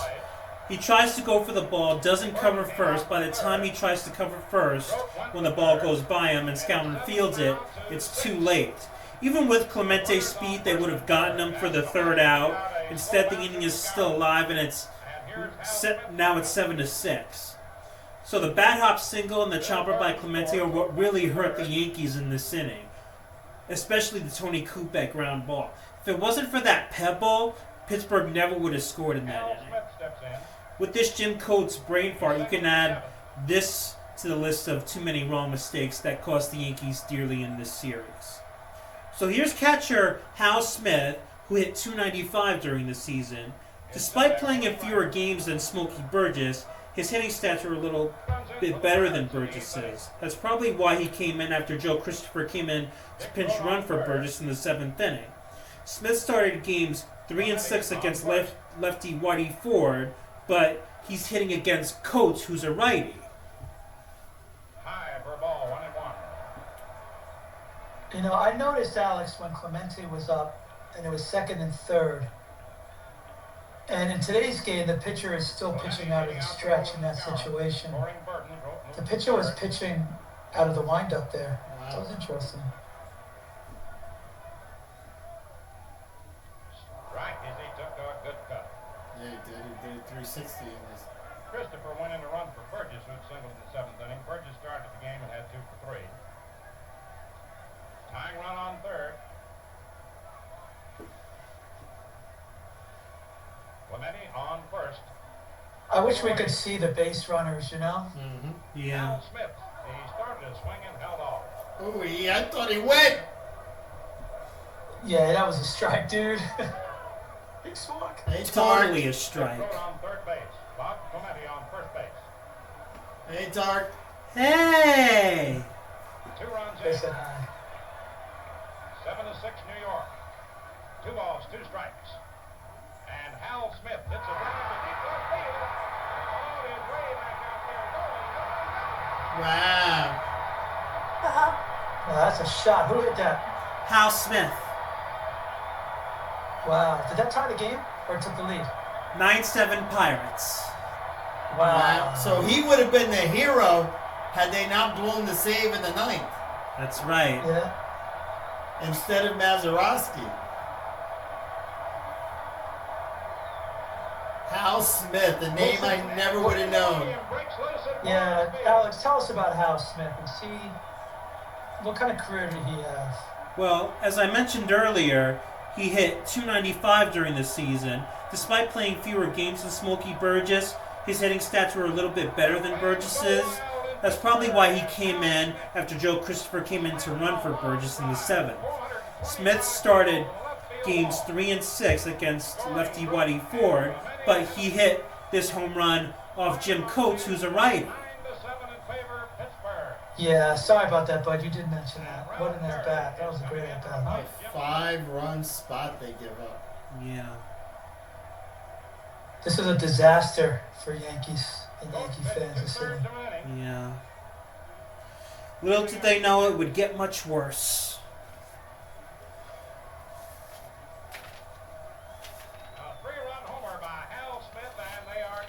Were the Yankees in the World Series the year before or no? No, they finished 3rd behind second place Cleveland and the White Sox, who had been chasing them for the pennant for quite a few years. So who made it to the World Series in 59? So The what, Dodgers what and is the their White drought? Sox. What is their drought at this point? When was the last time the Yankees won a World Series? When it was 1960. 1960, they were Before 60, what was the previous time? there was actually no drought. They had been dominating for years. I mean, as I mentioned at the start, by 1960 they had won 18 World Series championships, and this was their 25th pennant. But before 1960, what was the previous one to 60 that they were 1958. in? Okay. Oh, okay. Oh, okay, so it's only a couple of years. Gotcha. You're right. No drought. And when did they win again? Did they win in 61 or 62? No, right? 61 and 62. They won both? Yeah. And then they lost Oh, in 64? They lost to the Dodgers in 4 and 63. Then they lost to the Cardinals in 7 games in 64. So the Yankees were in it in 60, 61, 62, 63, 64? That's correct. Oh, all right. I thought the 60s were lean years for the Yankees. I guess not. Well, after 64 they were. Yeah. Maybe they went to a little bit of drought right before the 76, 77, 78. Yeah, they were in a drought from 65 through 76. Okay, so that's what I was thinking of. But the first half of the 60s, they were a dominant team. Okay. That's correct. Nice. Okay, guys, I'm going to say good night. Okay. Titi Mellon. Good night, Titi. Thank you so much for being here. Oh, congratulations. This was great. It was better than I thought. I learned a lot and I saw a lot of... Yeah. It was good. All right. Thank you. Love you all. Bye. Love you. Bye now. Bye. Enjoy. Bye. Another fly ball into left field. Barrow moving under it. To get all this, Gregory Matthew. The Pirates come up with a big 5. So it's 9-7 Pittsburgh, but this game ain't over yet. Bob Friend comes in. This was We're a at the top of the surprise. ninth now, right? Yeah, top of the ninth. This was a surprising move by Danny Murtaugh because the Yankees had been destroying Bob Friend this entire series. I mean, he was normally a starter, four-time All-Star, led the league in wins in '58, as he immediately gives up a single to Bobby Richardson. Led the league in ERA in '55, normally a starter. Led the league in innings pitched back-to-back years. And in 1958, he finished third in the NL Cy Young voting and sixth in the NL MVP voting. He's currently the Pirates' all-time leader in innings pitched and strikeouts. Who had gone in to replace Kubek, who was hit in the face by the bouncer. This move by Danny Murtaugh bringing in Bob Friend to close it out was a big mistake. The Pirates opened up the bad bouncer. Hey, Alex, Bob Friend. Why else? What else? Why do I know this name in like a significant event in MLB history? Why do I know Bob Friend? Is this the reason why I know Bob Friend? How do I know him? There's something about him, that name. He was a good pitcher, but the Yankees killed him in this series. Okay, did he start any games in this series? He started two of the three games where the Yankees pounded on him. Okay, so this is why you're saying this was a really strange move to bring him in. Yes, it was. Gotcha. Yeah, that's why. That's okay. I remember this now. Thank you, Alex. You're welcome. Great analysis. He was a four-time All-Star, though. Yeah. Yeah, no, I know, but I remember reading about this. I think I was reading a Clemente autobiography. They were talking about this series and they were talking about Bob Friend. Now he just got crushed by the Yankees in this series. That's right. Out of the dugout comes Danny Murtaugh. Dale Long. 10 hits a single to right. And the Yankees are He finished his career with the Mets. trailing 9-7 in the final game of the World Series. Okay, maybe that's why. What year was that? 66, and he died in 2019.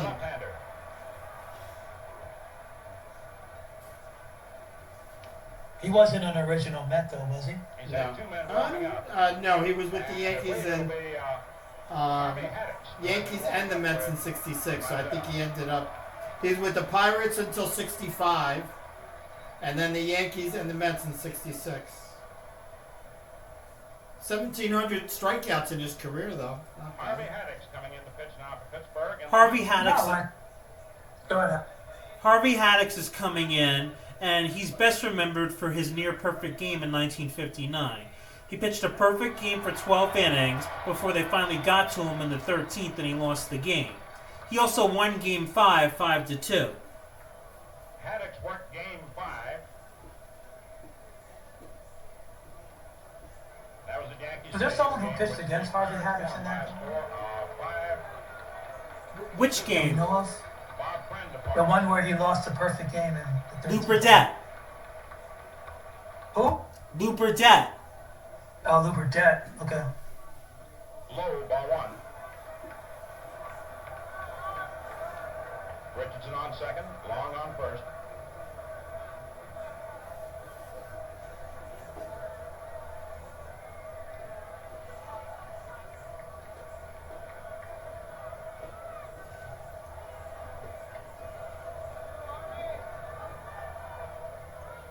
Maris looks at foul.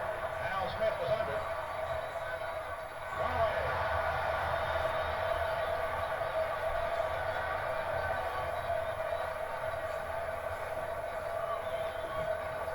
What's the score here now, Alex?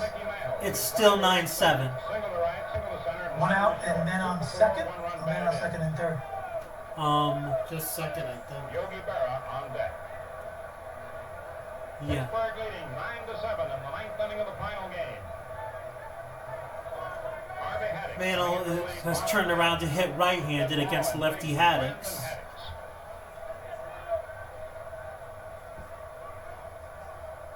Richardson on second, Long on first, and one away.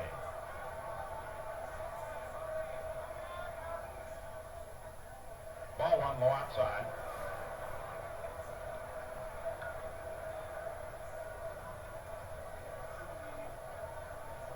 Outfield deep, straight away.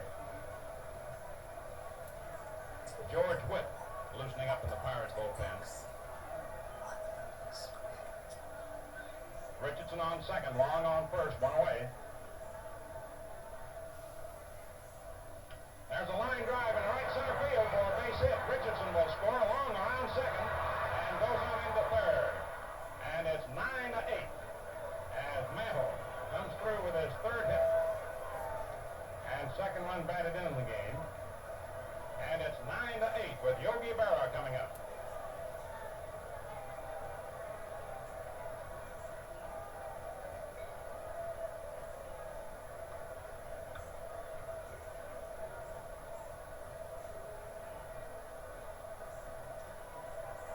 I mean, like it should be. You got the 11 runs batted in this you got the series. big hitters, the heart of the lineup, doing the damage for the Yankees.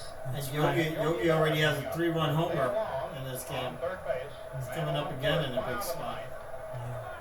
Pirates 9, the Yankees 8.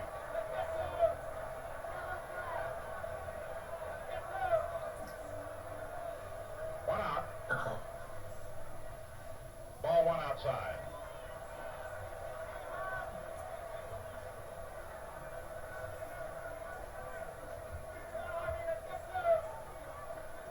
Harvey Haddix trying to keep that ball low on Yogi. And now Casey calls time and will send in a runner for Dale Long. It'll be Gil McDougall.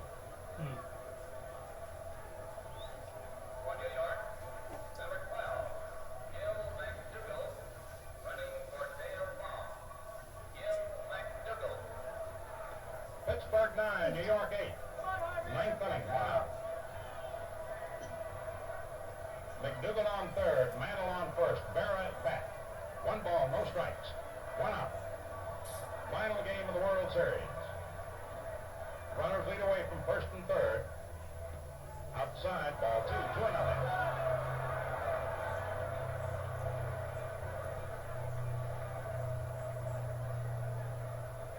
Harvey Haddix working carefully. McDougall on third, running for Long. Mantle on first. Pirates leading 9-8. One out in ninth inning. And there's a shot grab by Nelson. Slips on first and Mantle gets back to first. He saves it. Wow. Scores the tying run on an amazing turn of events. You gotta give it to Mickey Mantle. Yeah. The ball stepped on first. He knew he couldn't make it to second base, so he knew he had to get back into first base and just barely avoided the tag for the double play. At the end of the game. Hey, can you rewind that, Alex? I feel like the audio went out. And on for what that. Can you appeared do to it again? be Sorry. the game-ending double Let's see that again. That was an amazing play. So that would have been a game-ending double play, huh? Yeah. Yeah. Finish the series. No Mazeroski Oh, needed. Yeah, Yeah, right? Wow. Sorry, Alex, if you don't mind. I appreciate it. it's all right. No, I want to see it again too. one out in ninth Rip inning. that ball. And there's a shot grab by Nelson. Slips on first and Mantle gets back to first. He's safe and McDougall Oh, my scores God. the tying run. How did that first place make a terrible play? Sorry. Yeah, it was like Nelson talk, grabbed the ball, stepped talk on about first, and being Mantle discombobulated. He thought he was gonna try and go to second, but as McDougall Yeah, Mantle but if caught he him knew off he caught guard. the ball- Yeah, but if he knew he caught the ball, then he knew that he didn't have to throw the second. So I don't understand unless he wasn't sure if the umpire called the ball out or the catch out. Anyway, that's an interesting play. Wow, you know what, Alex, that play should be talked about more in baseball history. Yeah. To be honest Mantle with on first, two outs, and the batter is Bill Skowron. Yogi sets a new World Series record. 36 RBIs total series. Low, ball one. And so the bad hop bouncer that hit. Did you just hear that, Greg? Lead the way for 5 for Pittsburgh. you. No, what he said? Covered by an Did you just say Yogi had 36 RBIs in the series? That he just set a record? Rewind that. That's Two away. sounds There's that sounds like just what he said to me. There's no way he had That he just set a record? a World Series record. 6 RBIs total series. Low, ball 1. That's what he said. That's what he said. And so the bad hot bouncer to hit Kubek and help lead the way for 5. Sorry, I couldn't hear that on my end. It Is was countered by the line. an oddity at first base. But I believe you. I'll Google it. Yeah, that's what I'm gonna do. 2 away. How many RBIs? There's a bouncer hit to short. And the force at second on Mantle. For New York, 2 runs, 3 hits, no errors. And so at the end of 8.5 innings, the Wait, score I'm is lost. New How York did they- 9, Pittsburgh 9. So after the great running, Alex, pause it for a second. After the great base running play by Mansell, how did they score? That scored the tying run. That scored the tying The run. guy was on third. Yeah. Wait, I don't understand. So he did not catch that. It was a ground ball. It was a ground ball that was not caught, and Mickey Mantle knew he couldn't make it to second base, so he knew he had to sneak back in. Rocky Nelson, the first baseman, got on the hop, stepped on second, and was gonna get ready to throw a second, and he realized too late that Mantle wasn't going to second, and Mantle was just able to avoid the tag, and that's what allowed the tying run to score. Oh my God, I'm sorry. I misunderstood that. This is an even more incredible play that they should be talking about in Yeah, I know. I actually thought he caught the line drive. And by the way, that stat that he said, he misstated what he said. He had 39 RBIs in his World Series career, not in that series. Okay. Yeah. Okay, understood. All right, so was now like, it's a mistake. Okay, so I'm sorry, I made a mistake. So he literally did not catch it in the air. It wasn't a line drive catch. He picked it off. He stepped on first. Mantle deked him. And then went back and was safe. Correct. That's And when he caught the ground ball, when he fielded the ground ball, he was actually stepping on first base, which created the out at first. And then he came off of first to throw to second, thinking that Mantle was headed to second. That's why he did a 360, because he then realized Mantle was coming back to first. And while all that's happening, the tying run scoring from third. Yeah. Okay, yeah, that's got to be one of the headiest base running ever in a World Series game. Now, you know what would have, if that was Keith Hernandez at first base, he would have fielded the ball on the base and thrown home to cut down the run out. Probably. Yeah. So, That's true too. Okay, sorry. That's amazing. I got to tell you, this is one of the.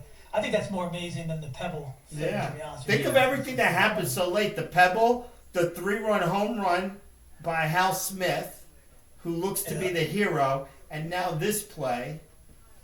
Yep. Wow. so and the game is tied. There. Go ahead, Alex. So the game is tied at 9 going into the bottom of the ninth. When he got back to the dugout, Bill Mazeroski was just so caught up in the moment that he sat down in the dugout and just wondered, how the hell are we going to beat these Yankees? Then the first base coach, Lenny Levy, turned and screamed at him, "Hey, Maz, you're up." Now, Bill Mazeroski has his moment. Yep. Jordan over double play. I didn't realize he was even up. Yeah. Sudden death now. Sorry, he's the leadoff hitter? Yes. 9-9. Oh, are you kidding me? After they just Who's blew a pitching lead. again? Ralph Terry. Ralph Terry. Ball 1 And outside. literally minutes after they just blew a lead. So Ralph Terry is a jump ball. yeah, so he missed up and away. So Johnny Blanchard tells him to throw low because he knows Maz is a high ball hitter. He's going to agree with them, but then he's going to shake him off and go with his pitch, and you'll see what happens. Hi. Oh my Lord, right down the pipe. Forget about it. That's good. And that's what they call the shot heard around the world, Alex? No, you're thinking of Bobby Thompson. Well, that's Bobby Thompson, so this isn't even a shot heard around the world. Wait, what was his pitcher's name who just gave it up? Ralph Terry. And didn't Ralph Branca, was that his name who gave up the home run to Bobby Thompson? That's right. So two Ralphs. Yeah. And a Pirate team that was this their first World Championship? Their first World Championship since 1925, as I mentioned at the beginning. So 35, 45, 55. So 37 years, 35 years. Wait, where's this game being played? This is in Forbes Field in Pittsburgh. Oh wow! How did they end up having the home field? Is that? I'm assuming they had home field advantage, right? That's correct. Is that one of those things where they switch back each year? Yeah, switch back and forth. Gotcha. Wow. So was Mazeroski? He was a second baseman, right? Or was That's Bobby Thompson a second baseman? Mazeroski was a second baseman. Wasn't Bobby Thompson? Bobby Thompson was too. So was he known as a home run hitter or no? Not really. He was better known for his defense, as I mentioned earlier. What was his career batting average? Just if you have a look for it. Yeah.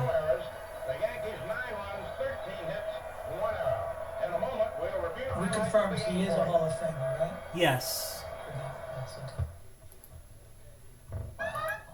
What was that guy? What was that?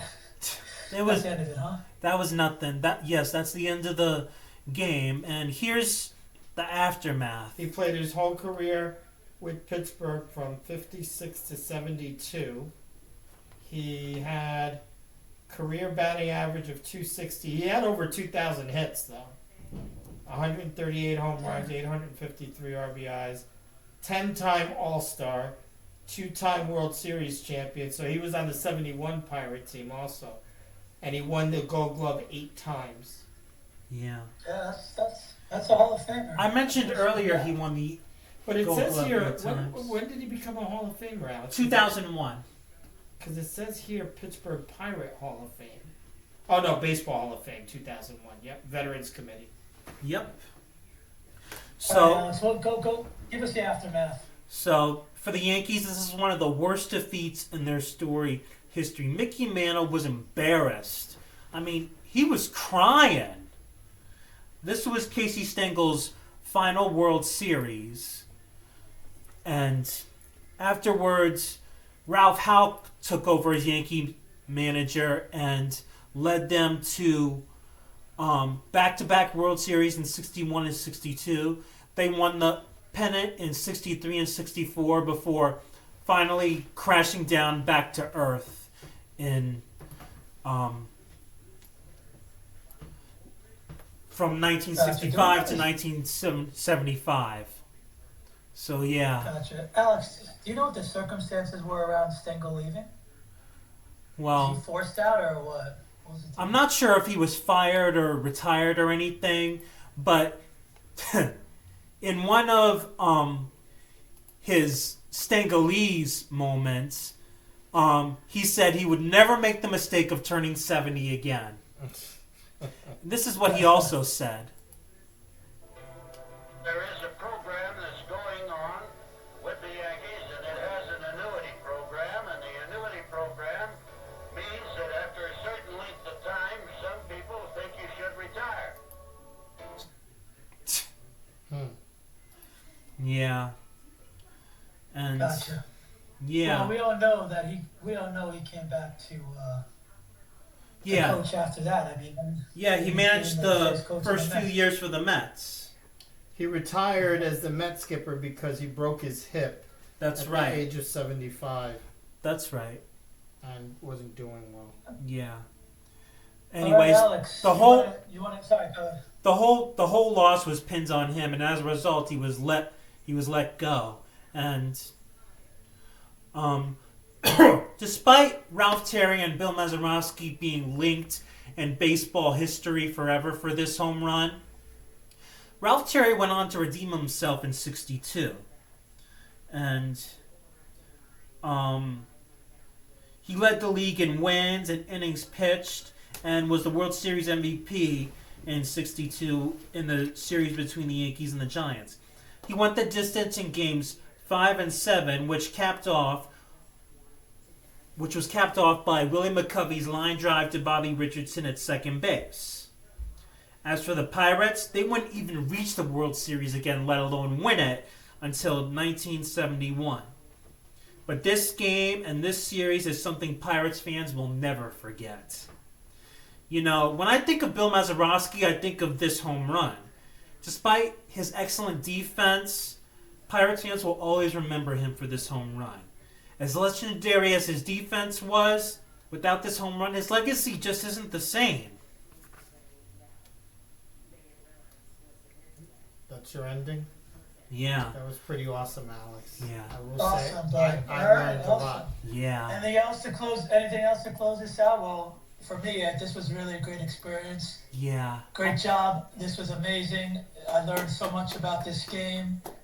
I implore anyone else who is going to join these podcasts with Sir Alex that they don't think too much about the fact that they don't know about these games going into it, because you don't need to. You will learn a lot just by Alex leading the way and giving all his facts and information.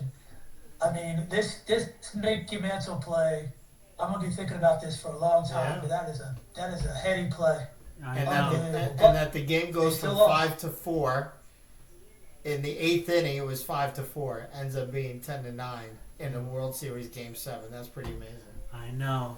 That is amazing. Well, it's a great game to pick, Alex. First off, and let us know if you're going to take recommendations for other games. I have a couple I can think of, but Yeah. Okay. you lead the way, and make sure you keep us up to date and let us know when your next one is, and I'm going to definitely join every time. All right. Well, that about wraps it up. I hope everyone here has enjoyed this podcast. I want to thank my Uncle Greg, my cousin Chrissy, my Titi Buela, my dad Ed, and briefly my mom Lisa.